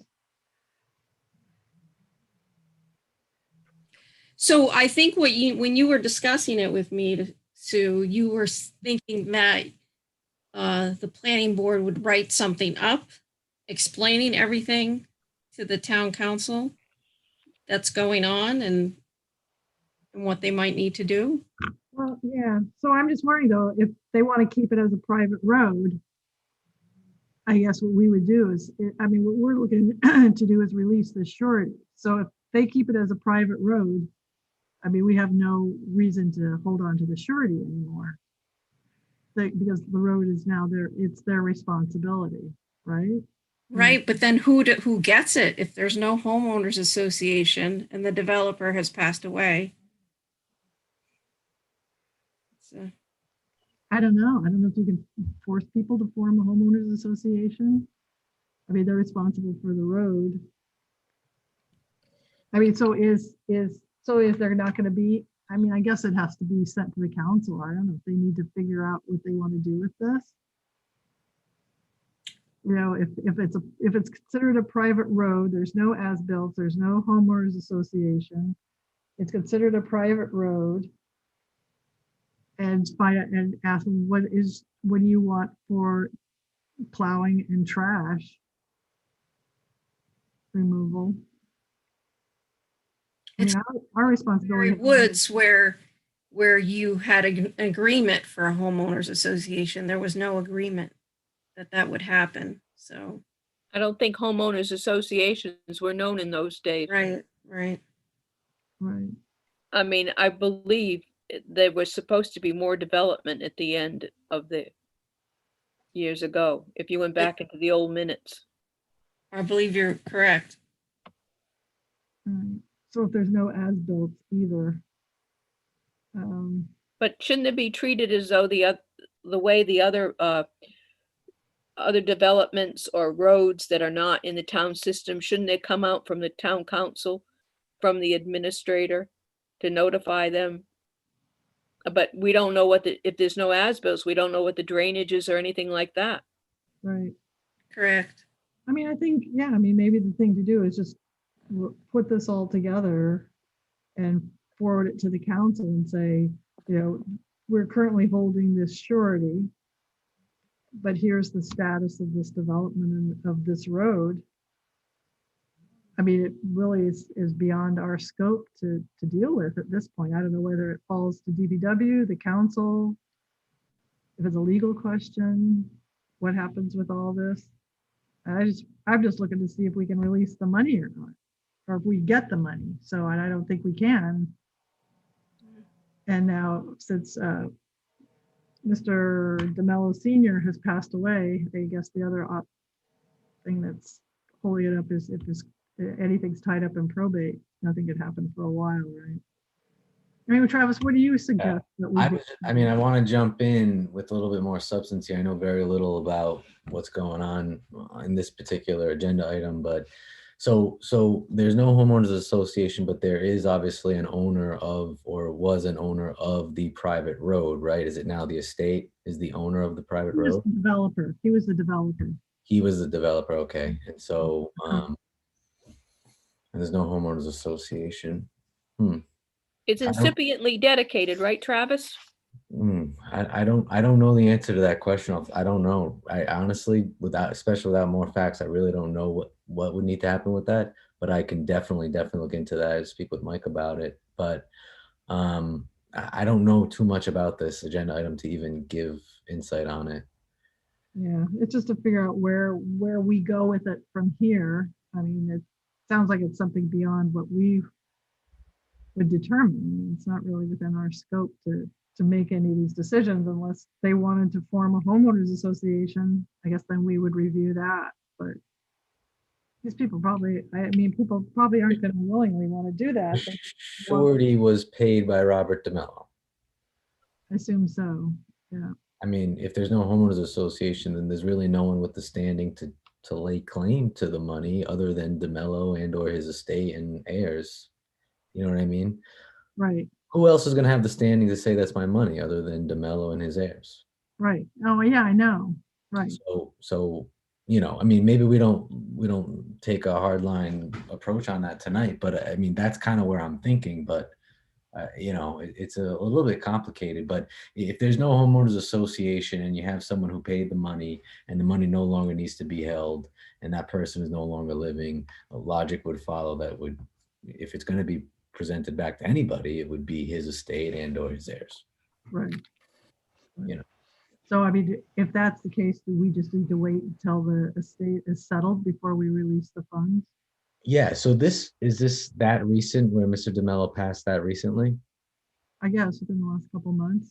Oh, okay. Okay. Yeah. Yeah, definitely. Okay. So, could we even vote to conditionally release the funds once the heirs or whoever the money goes to is established, or should we just wait? Let's just kick this till the next hearing so that we have a little bit of, let's not take a vote on this yet.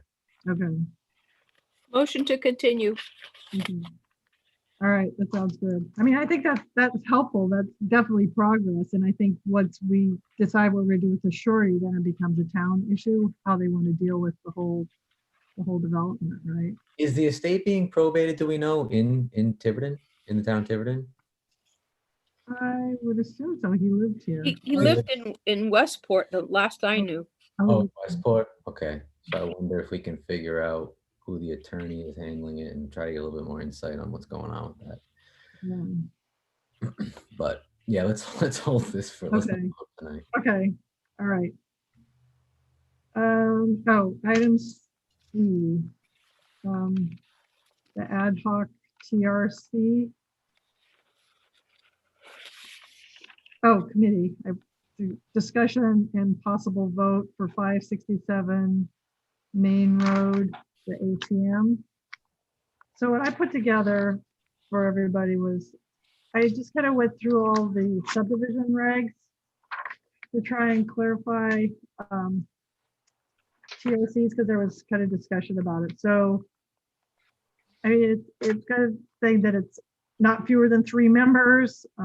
It's to conduct technical reviews of applications. It delineates, who it can be, planning board members, staff, and other departments. The recommendations of a TRC are not binding. They're advised. Basically, it's usually a written report that comes to the planning board to help us work through an application. When I looked it up, I mean, you can find a reference to an administrative subdivisions, minor subdivisions, major subdivisions, and even development plan review, which I pulled out there.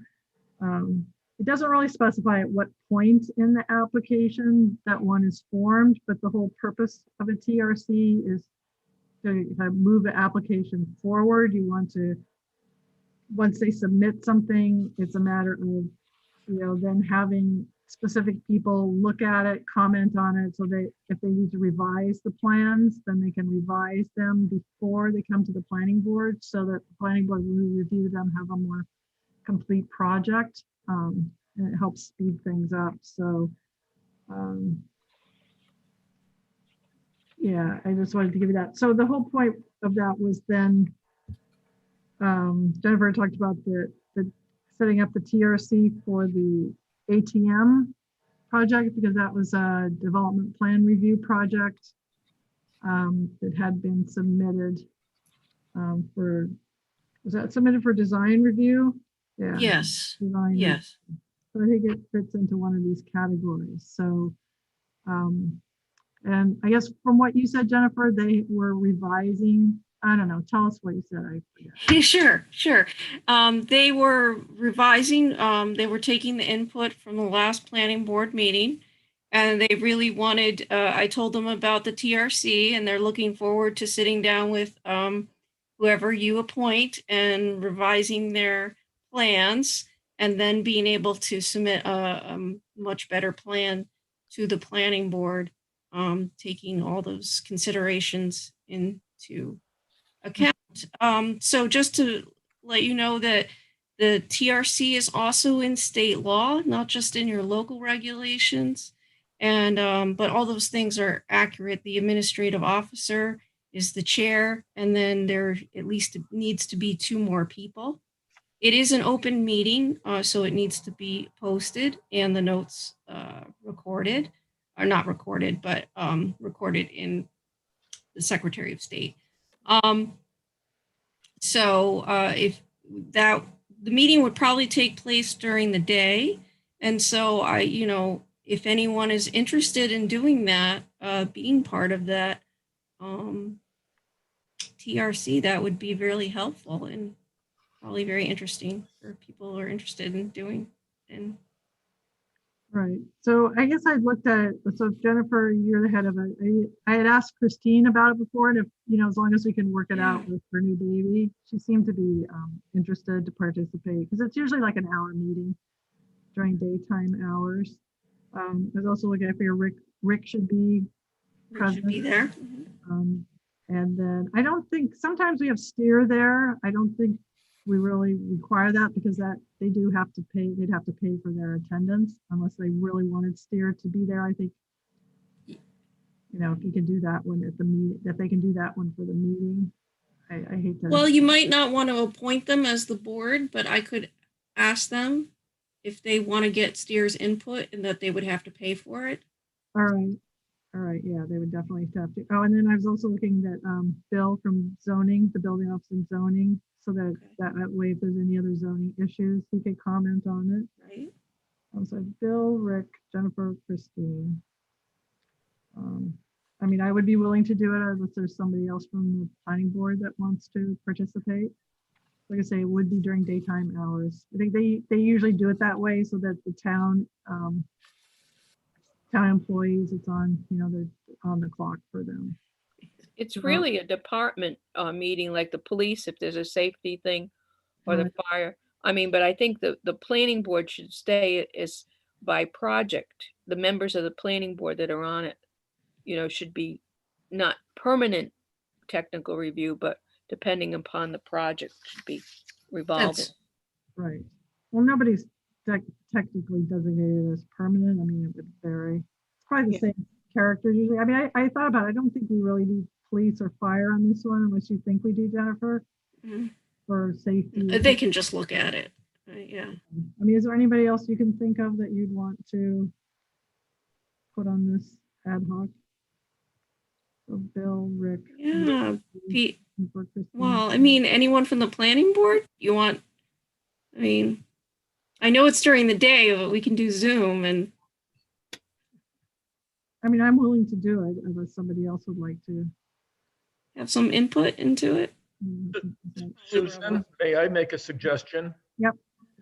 I think a big issue with these standalone ATM machines that are in parking lots, the big issue are fender benders and traffic management.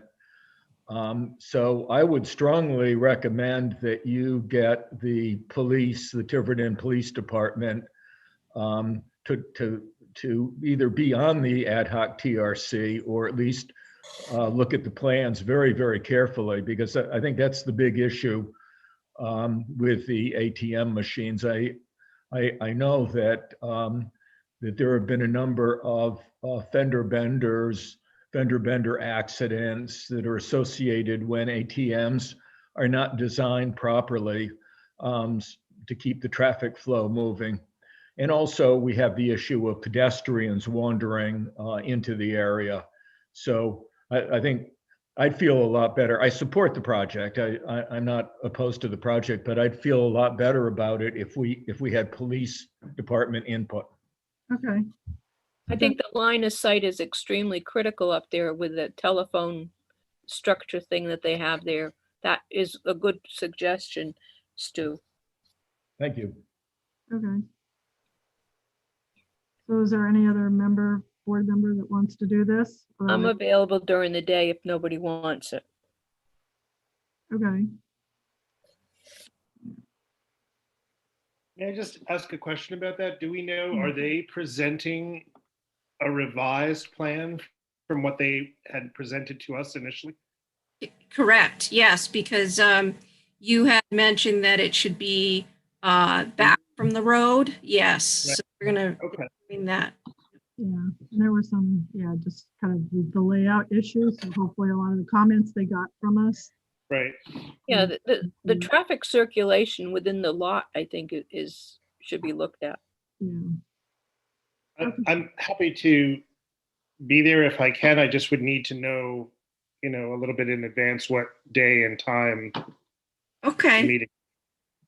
Yeah. I mean, that's what you try and do is find a day and a time that everybody can do it. I think actually with Zoom, it's probably a little easier Yeah. than people trying to physically be here. So, and I think, it's something like this. Usually they don't last more than an hour. So, okay, well, if Christine, Peter, and Rosemary want to do it, I think that's 3 members. Would probably be how many, if we want to do any more than that, probably. And I'll sit this one out. So Rosemary, Peter, the police department, Bill from the building office, Rick from DPW, Jennifer, Christine, and Steer. I guess Steer is kind of a question, optional. Yeah, that would make it 8. It would be a nice 7. Or Yeah, 1, 2, 3. always want it odd. I will invite Steer even if you don't. Okay. Yeah, you could do that. All right, so why don't we keep it at 7? So Christine, Jennifer, oh yeah, it's not a voting thing. So Christine, Jennifer, Rick, Rosemary, Bill, police, and Peter, right?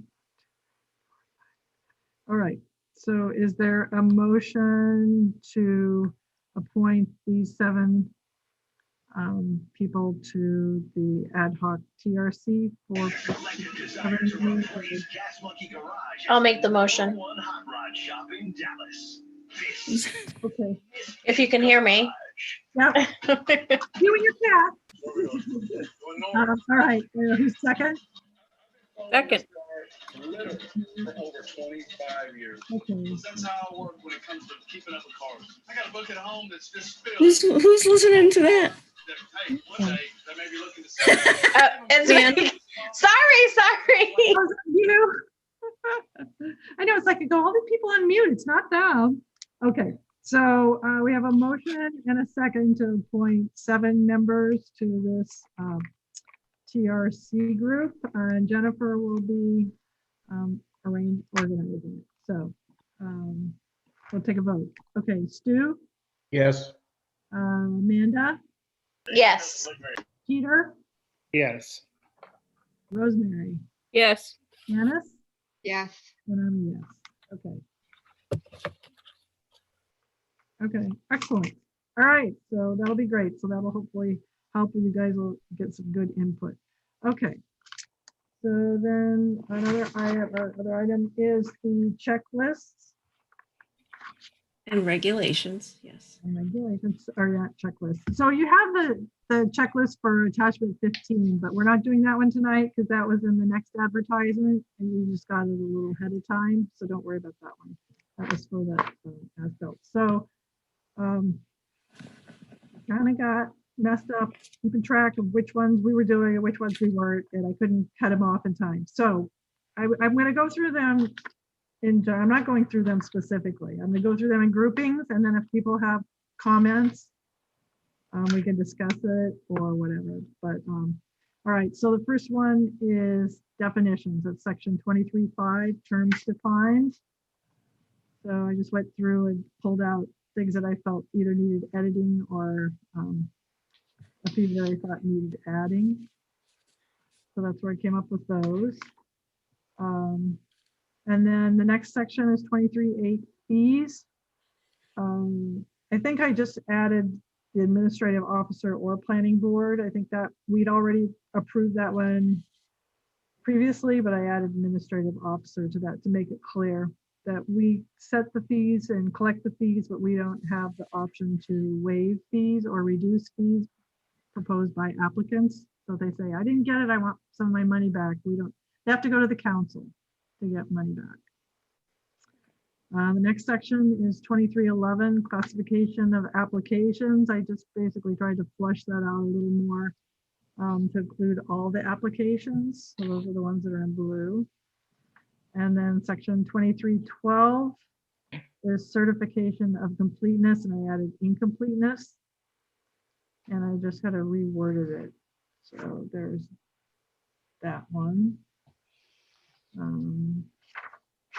And then 23.13, pre-application meeting and concept plan review. I just tried to organize or change the wording so that it matched our checklists. So I just went through and retitled them. And I went through the existing, which is all the red. And I thought it was easier just to start over. And I tried to rewrite that so it seemed like it followed a little more. So I went through, tried to go through what pre-application meetings were and then what the concept plan review was. And just tried to lay it out. I mean, to me, I was trying to lay it out so it seemed like it was clearer. I don't know if it is to you guys. If it's not, we can try and fix it. But that's how I usually look at these. And I did take all of these, and as you see in the italics, I went through and compared all of what we had with Rhode Island General Law section. And that's where some of the additional language comes from. Like even in that section number or letter G, that comes right out of Rhode Island General Law. So that's where a lot of the language, the new language came from. Sometimes I try to reword what was in there to make it clear, and then some of it's a lot of Rhode Island General Law. So we can stop that grouping. 1 through 4, if people have any questions or edits, issues, questions, whatever, with any of those. No? Okay. Like, okay. I always have an issue with the I think that everything is good, especially the application procedures. They follow state law. Right. Definitions, I feel like some of the definitions are things that are defined in other places by the state, and like conservation, preservation, protection of natural resources, structures to prevent destruction of development of land in perpetuity. That sounds good. I'm not clear on why we had to explicitly define that, but I guess there wouldn't, I don't know where there would be problems. I do know that number 16, floor area gross, it used to be base. It says see Rhode Island State Building Code. Mm. And I think that that's actually pretty good, because if the building code changes, then your definition might not be accurate. So I think you're going to go with what you wrote, if no one, but I just wanted to state my. No, I see what you're saying. I think a couple of those things I was just trying to flush out, because especially when new people come to the board or people are trying to figure out what things are, and it's things that are unfamiliar to them, it just kind of defines it for them. I can't remember if I pulled this from where, I don't remember if I got that from zoning. So the gross. The total floor area. Yeah, I'm trying to remember if I pulled that from the zoning definition. That's what I did with some of them. I went to what was from zoning, and I, because it would say, well, just see zoning article, whatever, blah, blah, blah. And I said, Right. well, then referencing that, why don't I just what it is? Because, Let's see. yeah, I'm just gonna look it up. Sorry to be. I just don't remember.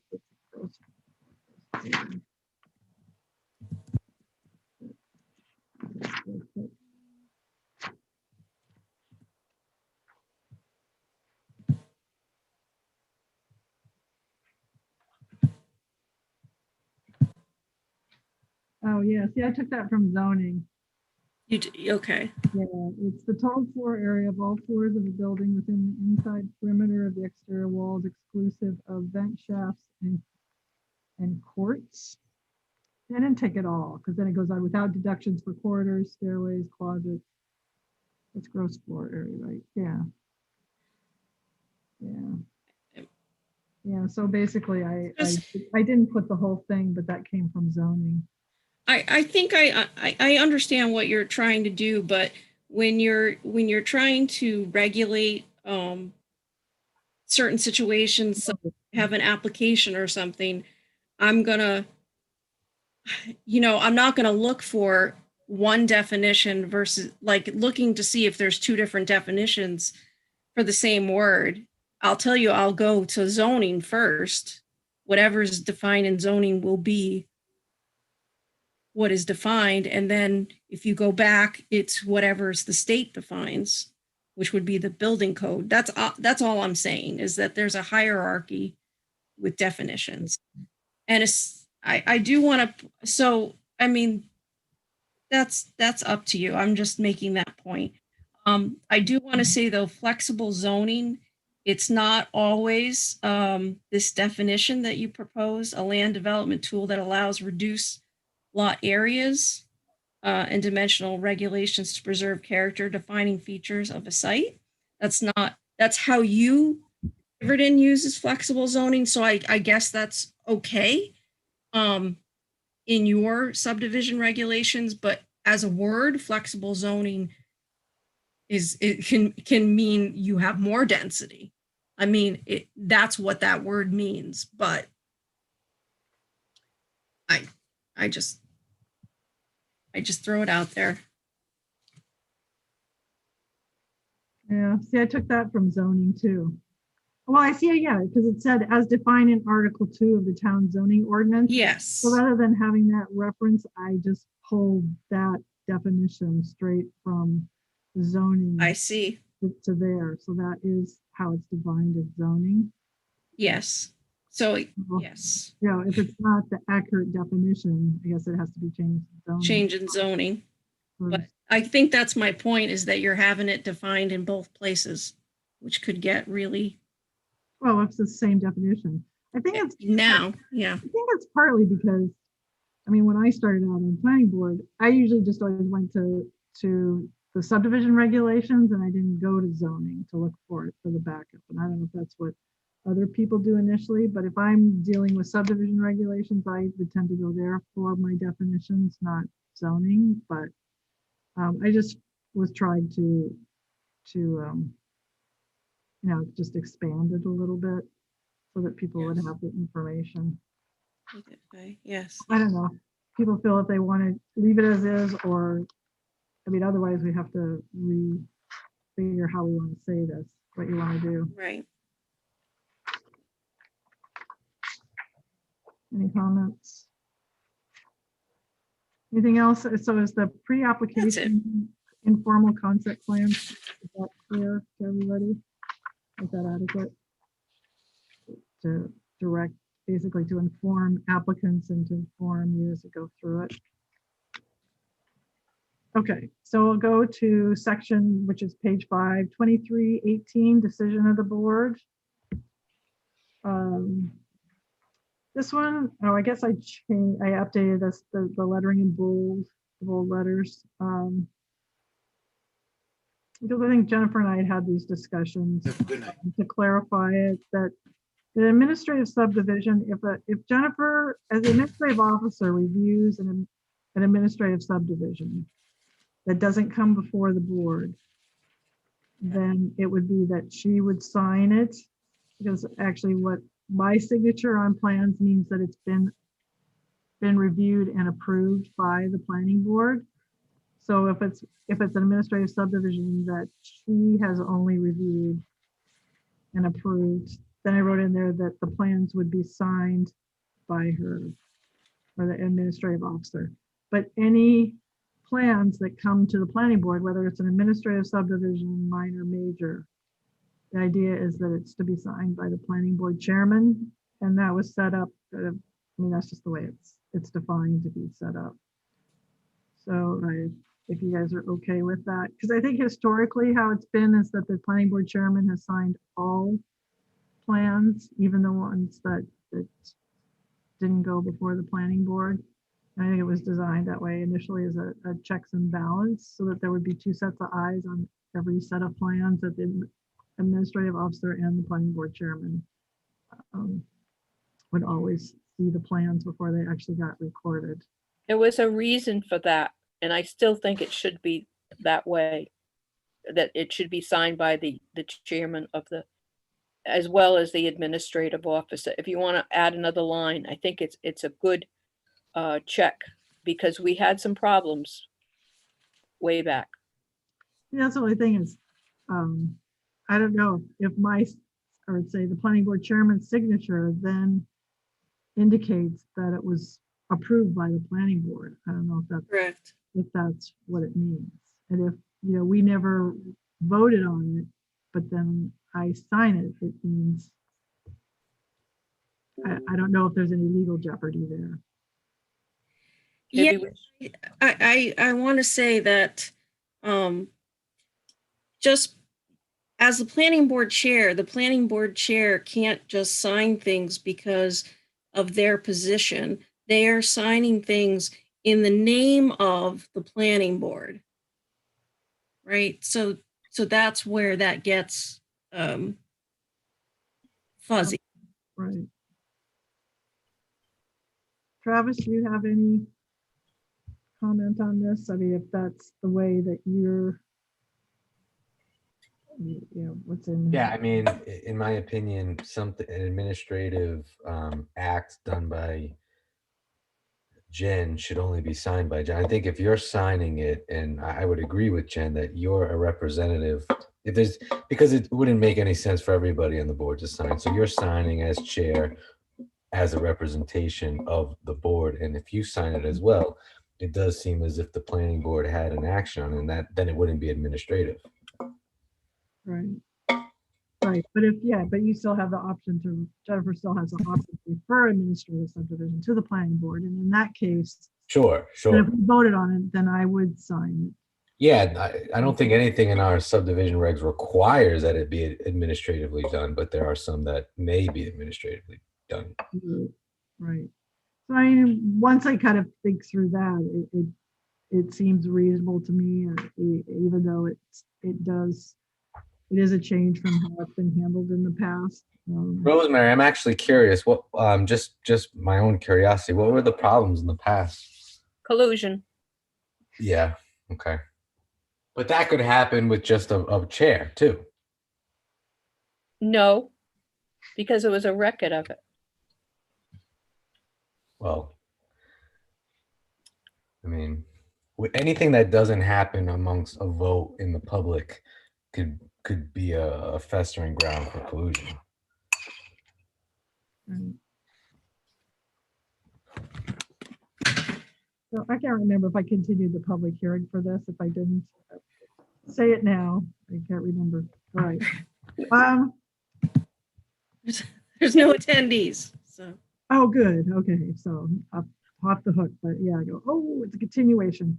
Well, I would propose that we leave it at this. I mean, we can, if people, I mean, I don't know if I should take a poll on this. Let me just take a poll on this. Okay, so that way we know when we go through this, if we can just vote on it as a whole to approve all these. So Stu, I'm gonna ask everybody, where you stand on this? I support what you wrote, Sue. I think it does make sense for an administrative subdivision that is only reviewed by the AO for the AO to actually sign that. Right. But we do have a tradition here in Tiverton of bringing potentially controversial administrative subdivisions. These are, of course, for the benefit of the listening public, are mergers or simple changes in a lot line without creating a new lot. If there is an administrative subdivision that is potentially controversial, we like to bring it before the Tiverton Planning Board. And in those instances where those plans are actually approved, then it is appropriate for the chair of the planning board, representing the planning board as a whole, to sign. So I completely agree with your reasoning here. I understand what Rosemary is saying, and I'm a bit sympathetic to that, but I'm going to go with what you've done, Sue. Otherwise, if I had disagreed with you, I would have sent you an email and told you all about that weeks ago. Okay, Amanda? Are you? Yeah. No, I agree with Stu. I mean, I don't have any issues. Peter? Yes, in favor. You're okay with it the way it is? I'm agreeing with Stu and Okay. yep. Okay, Rosemary? I think you did an excellent job, Susan. And what Stu said about the thing is, in the past, we did have some instances, and also we didn't know about them. We didn't know about certain administrative subdivisions. And not too long ago, we didn't know about until we saw it on a report from a prior planner. And, you know, there was some history behind it, but nobody seems to be concerned about history. But I think Susan did a good job. Yes, thank you. Janice? Yes. Okay. All right, so we'll just, if everybody's on board with this, and we'll just keep that way we can approve everything as a whole. All right, thank you. Okay, section 2320, general requirements and review procedure, now page 6. I guess I just did some rewording, and oh, okay, so Travis, here's a question for you. So for administrative subdivisions, it says, if no action is taken by the administrative officer within the required certification period, the application shall automatically be placed on the agenda of the next regular planning board meeting. So it does specify that in administrative subdivisions. My question is, does that also apply to minor and major subdivisions and land developments? I put that in there, but that was a question. But the AO wouldn't sign off on a minor or a major subdivision, right? No, they certify them. Right, but so I'm sorry, maybe I misunderstood, but it sounded like you're saying in a administrative subdivision, if they didn't take action on it or approve it, that it would automatically get put on the agenda. Is that No, I correct? think it's if they don't certify it. I assume it was, I don't know, Jennifer, maybe. Yeah, it's state law that mentions that if it's not certified, it goes on the next planning board's agenda. You talk about that's a certificate of Have that, doesn't have that caveat for, minor, major subdivision. Right. yeah. So I didn't know if that would still apply. So It- I don't know why it would say specifically for administrative subdivisions, but it doesn't say it for a minor, major subdivision. So I just wondering if it applies, I figured I'd just add that into this one. Jen, Jen, do you happen to know the answer to that? I'm gonna look at the subdivisions right now, but I'm not sure off the top of my head on that.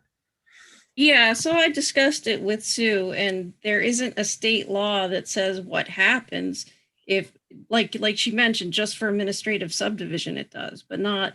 I said that I just assumed that if a certification of incompleteness or completeness was not done, it would be considered complete. But then again, all the time clocks are determined by the date of the completeness, so I'm not sure that's in question. Oh, but the AO has a time clock in order to certify it, to issue the certificate. Yes, so say there was no certification. So Right. it would be the last day of the day that I need to certify. The AO needs to certify. I guess so. Right, so if you don't certify it, Yes. Okay. after say 25 days, does it then go automatically on the planning board agenda, or does it just sit on the desk waiting for you to certify it? I think it goes automatically to the planning board agenda. Hopefully that will never happen. Right. No, it would go on the agenda. Yes, definitely. Okay, all right, so then that one would stay there. Okay. So see that the next one, 23, 21 and all that, those will be on the next round of ads, so that whole thing is flushed out there. Let's see, next one is, it's actually, the next page is page 14, because I had a lot of things in between, but it's section 2338, general provisions. So this is something that's bugged me for a while for rural residential subdivisions, is that the planning board may approve a project that contains a combination of 3 types of rural residential developments. And I just always seem like I hate the jigsaw where applicants do, oh, well, I'm going to do, this lot is going to be a rural residential, and this one's going to be a rural compound, and this one's going to be this or that. So it's kind of like, instead of this mixing and matching stuff, it's like, it's going to be a rural compound or it's going to be a rural frontage subdivision. So I wanted to just eliminate that option to try and make it a little cleaner for us, instead of, because I know we've muddled through these before of trying to figure out how it fits in, and if they have to design it one way and not combinations of 3 different ways. Because actually some of them require open space and some of them don't. So it's a matter of, because you see like the item above it, 2336, that'll be in the next round of them advertising, but you can see that they have stipulated how it's stipulated how and if they have to require open space. So if somebody's mixing and matching these different ones, then they may or may not have to do the open space. So I wanted to just get that clarified. So comments? Okay. So then we go to, it'll be page 17. It's 2346, planning board records and proceedings. I took this out of Rhode Island general law that decisions have to be recorded in land evidence within 20 days after the planning board vote. Yeah, I looked that up. That came out of general law. And then, oh, that's all of them. Oh, that's all of them. Gosh, that's great. All those are, so some of the other ones will be in the next go round. So that's these are the ones that have been previously advertised. And we can go ahead and approve these to get these so they can be modified sooner or later. That's great. Exciting. So anybody have any final questions about any of them or things they want to see any different? Otherwise, we can go ahead and make a motion to approve these tonight. I'll make a motion. I'll second that.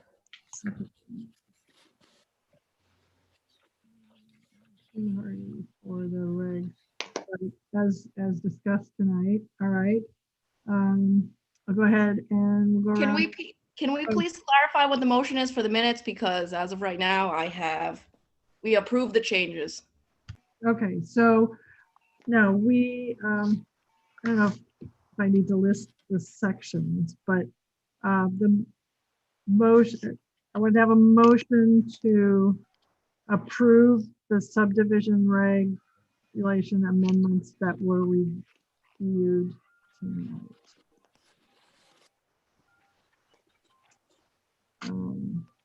Right. I don't believe there were any changes to any of them. We didn't do any changes. So they were, yeah, we're voting on the subdivision regulations that we reviewed tonight. Okay. Is that okay? Tara? Does that work? If it works for you, I try to reflect as accurately as possible, and it wasn't really a complete thought, so. A complete sentence. Yeah, I get that. Okay. Well, you see, you're supposed to build the sentence. I'm supposed to give you the thought. You build the sentence. Nothing was changed as of, what was advertised, right?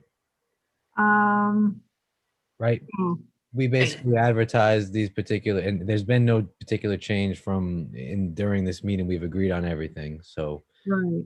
so Right. you can make the motion to approve the proposed, checklist as advertised. Proposed yeah, regulations is advertised. Okay. 3/16/21 revision, Okay. right? Yeah. Okay. So let's go ahead and vote. Stu, Yes. Amanda, Yes. Peter, Yes. Rosemary, Abstain. No, yes. Mary, Janice. Yes. All right. Yeah. Okay. All right. I forgot to ask for any public comment, but there is no public, right? So, all right. So I know there were still things on the original ad. So I am going to keep this one continued until we decide what we're going to do with the last items that are on there. So can I get a motion to continue this to the April 13? I'll make that motion to continue the subdivision regulation amendments to the April regular monthly meeting. Okay. All right. Is there a second? Second. Okay. Okay. So we'll go through the vote. Stu, Yes. Amanda, Yes. Peter, Yes. Rosemary, Yes. Janice. Yes. Yes. Okay. All right. So I don't know if I can try and get those cleaned up. I had to get the ad again and go through that. And then we have the other ones. I don't know if we'll get to them on the 13th. It depends on how much stuff is on the agenda for them, but I'll try and get those all ready. I can't remember if I gave them to you, Jennifer, for distribution. It was the checklist. It was the checklist that you had tonight. Yes. And then it was the cistern and I don't remember. Yeah, you gave me all the. Yeah, the rural residential. I think it was more of rural residential.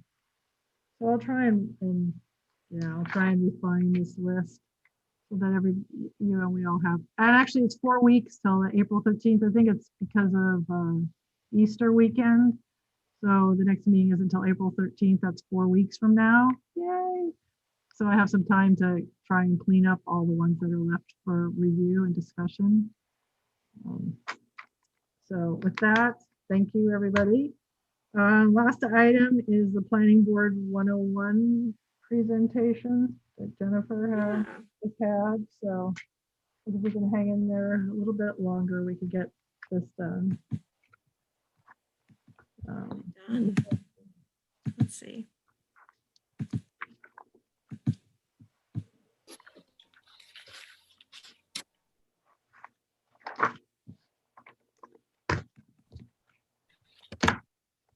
PowerPoint.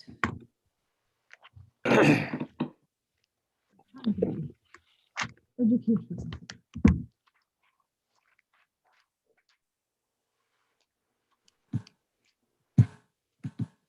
Are you trying to load it into the computer? Is that what you're? Look at that. Yes. You're trying to do. Okay. Can you hear me? Yes. Okay. Well, it's been a while since I put this together, and so hopefully I'm not too rusty. Okay.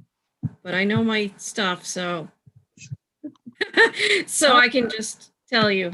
Okay. Obviously, ask me any questions outside of, at work if you'd like to. So I'm going to cover state laws, planning board powers and duties, subdivision regulations, zoning ordinances, the purposes.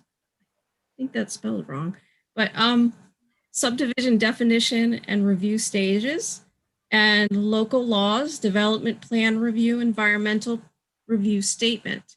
What I didn't cover was a comprehensive plan, and maybe at another time I'll cover that, even though I know you guys have recently done that and know a lot about it, but it's another important part of the planning board. So the planning board's powers and responsibilities, according to the state, are to prepare the comprehensive plan, as I mentioned, to adopt and modify, amend the regulations and rules governing land development and subdivision projects, which that's what you were working on. Provide administration, interpretation, and enforcement of land development and subdivision review regulations, and make studies to prepare plans, reports on the needs and resources of the community for its physical, economic, social growth, development affecting health, safety, morals, and general welfare. That is a saying that I know Stu and Rosemary say a lot, and we are drilled that into our heads as planners: safety, health, safety, and welfare of the public. That's what we're doing this all for.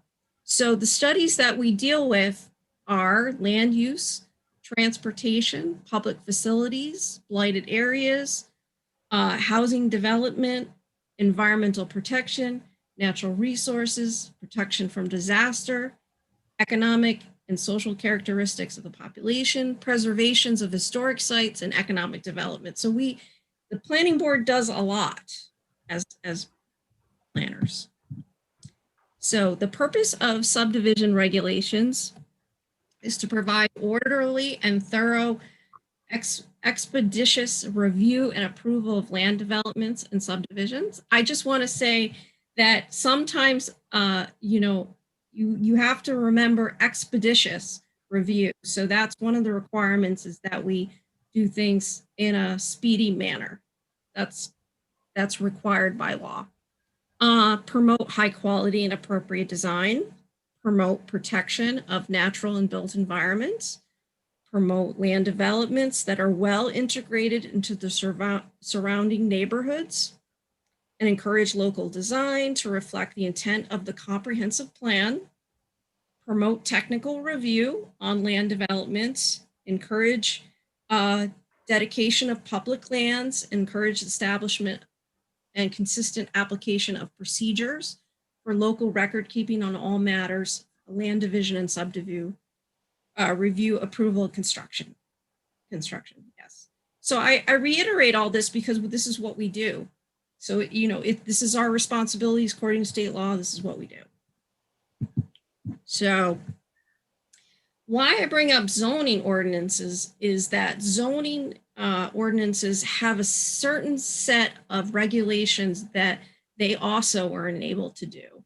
And even though they're intertwined, a lot of times, zoning should be the only one covering that particular avenue. So things like use of property, we want to make sure that we never get involved in that.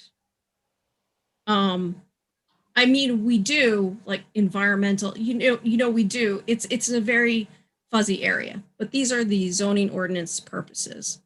Promote public health, safety, general welfare. That's what we're doing. So I'm just gonna skip ahead because you can read this. So this, again, I'm trying to differentiate between how the state defines our processes and the difference between what we do in addition at the local level. So state-wise, administrative subdivisions, as Stu mentioned, adjustment of lot lines yields no additional lots. So when I get an application, some people will say to me, oh, I just want to cut off a little piece. They seriously call me up and ask me that. And I'm like, that isn't a minor subdivision, right? Because you're creating a new lot. It's only when you're changing the lot line. So minor subdivision is 5 or fewer lots and can be residential or commercial, but it needs to go to land development. Usually minor subdivisions are always residential, that they always get booted into, commercial always gets booted into major land development. Oh, that's what I was saying. I'm sorry. It's been a while. It would be considered a major land development if it was commercial. A major subdivision is just defined in state regulation, anything that's not minor or administrative, which is kind of a strange definition, but it's basically anything 6 lots or more or is commercial. So then I mentioned minor land development, only residential. Cannot require, so this is another caveat, cannot require waivers or modifications from land development and subdivision regulations. It's not our waivers from our subdivision regulations, it's from the state's land development and sub-regulations. So that's how the waivers are determined. So when we provided a waiver for traffic study, which we just did on Lake Road Acres, it doesn't pop it up to a major. But if you were to have different types of waivers from the state regulations, then it would put it into a major. I'm not really sure when that would happen. Major land development, any land development not classified as, oh, yes, and all new commercial development. All right, I should have practiced this better. So the processes are certification of completeness, which we keep talking about.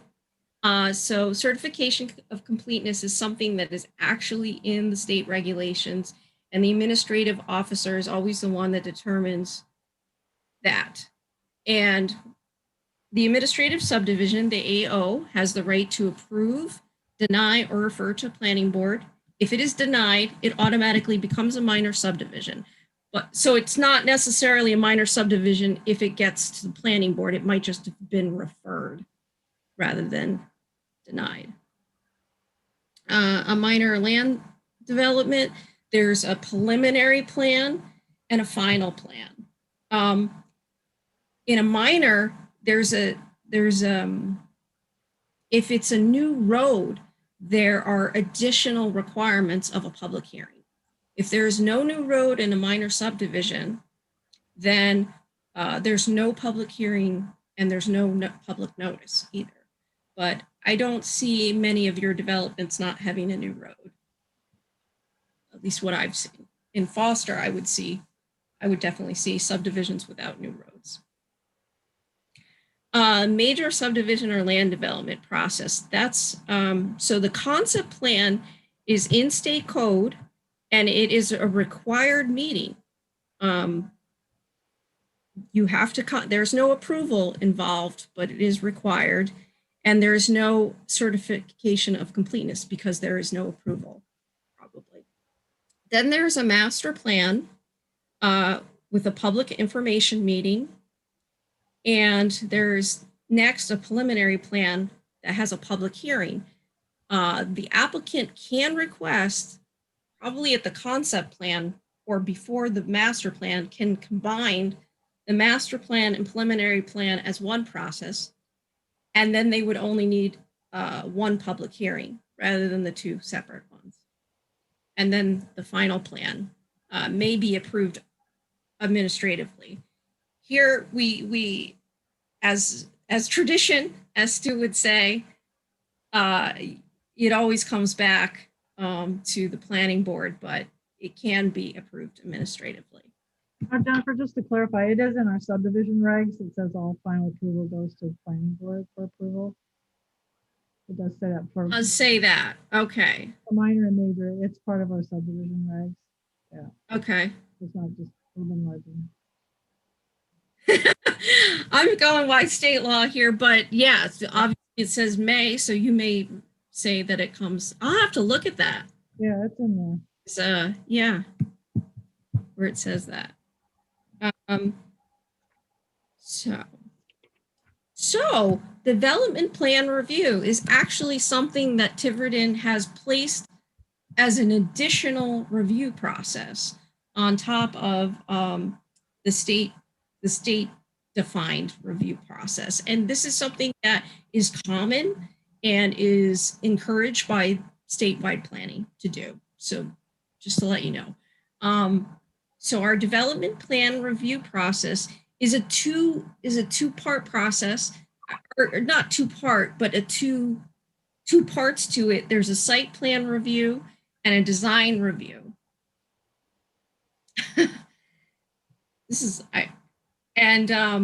Depending on the application, it might fit into both, or it might fit into, I don't think it ever just fits into site plan review. It usually does either both or just design review.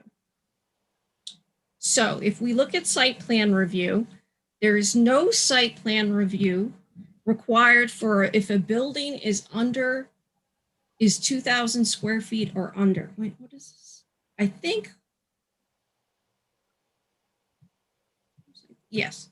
If there's a building 2,000 feet or under, or site alterations of 4,000 square feet or under. So there's no site plan review for that. It falls into a lower threshold between 2,000 and 5,000 square feet, or if site alterations are between 4,000 and 10,000. And the upper threshold is any buildings 5,000 square feet or over. And the application is filed with the building official, unless it's part of a concept plan. So people were asking me a little bit about somebody from the general public had said that it says in our regulations that it's supposed to go to the building official and he's supposed to make a determination, and he does, but it's kind of in place of if it doesn't come through planning. I mean, he's aware of it. So if there was no concept plan and somebody just came in to build a large commercial building, there's no new subdivision regulations. Well, actually, I'm thinking they would, if it was a brand new land development, commercial land development, it would be coming for major land development. But say it was 2,000 square feet of an addition, right? It would fit under this, right? Does that make sense? I hope so. So design review, which is part of the development plan review, has a significant visual impact. The lower threshold is significant exterior physical alteration to a multi-family structure, which is 4 units or more.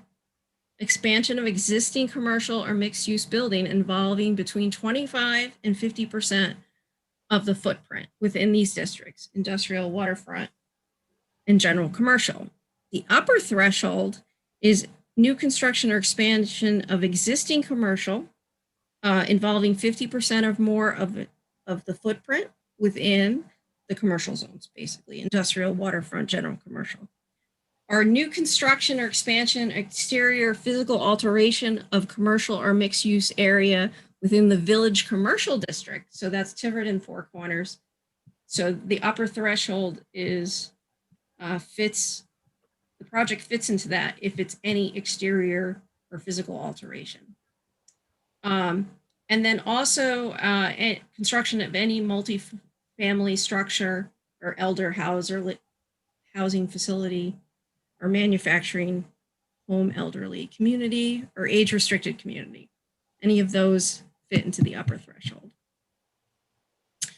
Now, if I can ask a question? Yes. I don't understand this. So I just want to make sure I get it. So it keeps listing state law, lower and upper thresholds. Does it define what you do?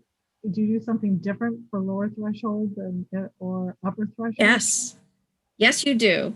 So is that? I haven't gotten to that, and I'm not even sure I covered it in this. I forgot. Oh, there. Okay. Okay. Did I cover it eventually? Yeah, it's on the next page. I've forgotten, but I kept looking at that going, well, does it tell us what we're supposed to do different for upper and lower? Okay. Oh, I got it. Okay, I'm good. Thanks. Okay. So the lower threshold for development plan review, technical review committee shall be the advisory to the permitting authority. So that would be either the building official or the zoning officer. If it's a building permit. The upper threshold by right, so not a special use permit, just something that you're allowed to do. The technical review committee shall be advisory to the planning board, and the planning board shall in turn be advisory to the permitting, meaning the zoning officer and the building permit. So when the building permit is given. So it needs to go TRC, planning board, then the building officer. If a special use permit, variance or zoning amendment change, it's pretty much the same thing. Technical review shall be advisory to the planning board, and the planning board shall in turn be advisory to the zoning board. That's basically okay. It's not that much different there. Ask a question. Sure, yeah. So it's a technical review committee because we don't have a formal one. Would it be you working with Bill to set up an ad hoc advisory TRC? No, no, a technical review committee is something that is defined by state law, is what we talked about before. Right, we don't have one. So you have an ad hoc technical committee, so it has to be reformed every time. Right. So that it's required that we have one when it comes time, right? Well, but if it's a lower threshold and it doesn't come to the planning board, who sets up the TRC? Do you? Yeah, then you guys have to do it. Yes. So it would come to us to set up. Yes, because the state has determined that you are able to create the TRC. Okay. Right. So. Okay. So you always have to, even if it's lower threshold. So if it's lower threshold, he would refer it to you to establish the ad hoc TRC, but not to review it. Correct. Because it would be advisory then to him. Correct. Okay. Yes. Okay. All right. Yes, that is true. Everybody, I have to sign off. You're kidding. So thank you. Have a good night. All right. You too. Coming.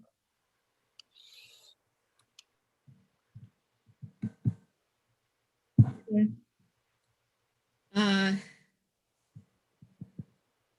So. I think you finished page 10, right? Yes, I finished page Page 10. Review standards. Site plan review, design review, and village commercial district. Enforcement by the zoning officer. I'm sorry, it's been a while since I looked at this, what I was trying to say.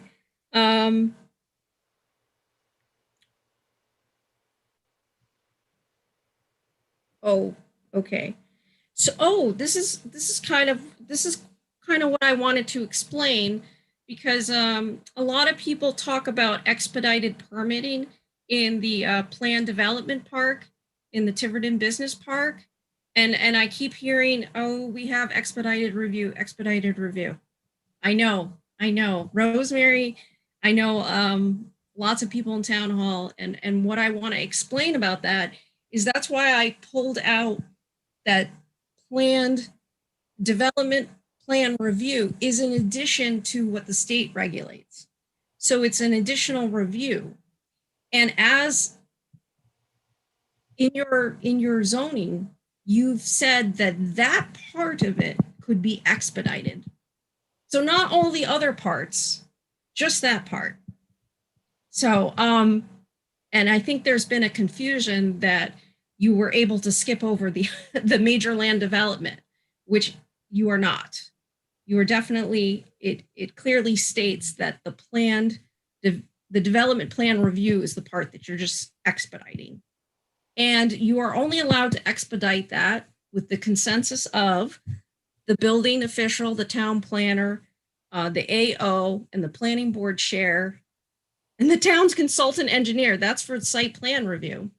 Design review is only the building official, the town planner, the AO, and the planning board chair. So if there's a consensus, then there's an ability to have expedited, but you still have to go through major land development. So I know that there's been issues with that in the past, but going forward, for certain, that's how I read the rules. And I have talked to Mike Marcello about it, and that is how he reads it as well. So just to let you know. That's good news. So we also have, yes, we additionally have the watershed protection overlay. And this is an addition.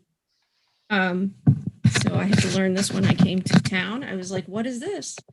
So it's any development with a special use permit within, is that true? Yep. Within the watershed. Within the watershed. Okay. And all developments except building repairs and upgrades that do not involve significant change in impervious surface as determined by the building official.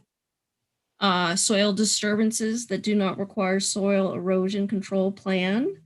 Individual residential developments with that are greater than 2,000 feet from Nonquit Pond or 500 from the direct tributary. Any development within the secondary protection area of Nonquit Pond. So that's, I believe, for instance, Lake Road Acres was in the secondary, so it didn't need to do the ERS. But one of the things that the secondary area is required to do is a rural residential development. Oh, that's it. Surprise. Now, Jennifer, I have a question. Sure. As usual, you mentioned about zoning. Yes. Planning board makes the zoning, do they not? Planning board makes zoning. No, they do not. Definitely not. We've been told we make it the rules, and then the zoning board enforces them. No. That is an interesting, I know what you're talking, I think I know where you're getting at, but definitely that's not. Statewide planning. Okay, no, it's not statewide planning. I know Yes, it was. Oh, wait a minute. Let me explain myself. The zoning is developed and written by, right, the planning board. Yes. Okay. I know what you mean. It's written by them. Right. It's voted, and you know this, it's voted in by the town council. So I would say that the planning board regulates or determines zoning, because it can come from, it doesn't have to come from planning, but it usually does. So somebody, the town council could come up with its own zoning, let's say. They would have to pass it into the planning board for advisory. Right. So you always have an input. The planning board always has an input, but I would never say that they wrote the zoning. And No, because the town council really can do anything they want. we're advisory to them You're too. advised, you're definitely advised. Right. Okay. But statewide planning always used to say, you make it or you amend it, the planning board is advisory. We don't get involved in it, no. But as But far you as right. recommendations, Definitely. I was just clearly, because, you know, it can be a fuzzy area where you're regulating, no. you know, so yes. So that's true about the planning board. Is definitely always, every zoning change needs to be passed to the planning board for recommendation. Yes. Within a certain time period, we have to get back to the town council too. That's if there's, yeah. Yes. Yes, you're right. I was gonna say for a map change, but that's for any change, yeah. Right. Okay. Well, thank you, Jennifer. Wasn't too boring. I hoped it, I don't know if it clarified some things. I think it's a good overall presentation of what things are for, people. It's always good review. Like I had questions, and just to get things clarified, it always helps. I mean, it's always learning. So thank you. We'll find some more for you to do. Yes. Lots. Right. So, okay. So I think that's everything we had on our agenda tonight. So I thank everybody for coming to the special meeting. We got some work done, and we'll just keep plugging along until we run out of busy work, but that's not going to happen. So No, never. so we have a motion to adjourn at 9:25.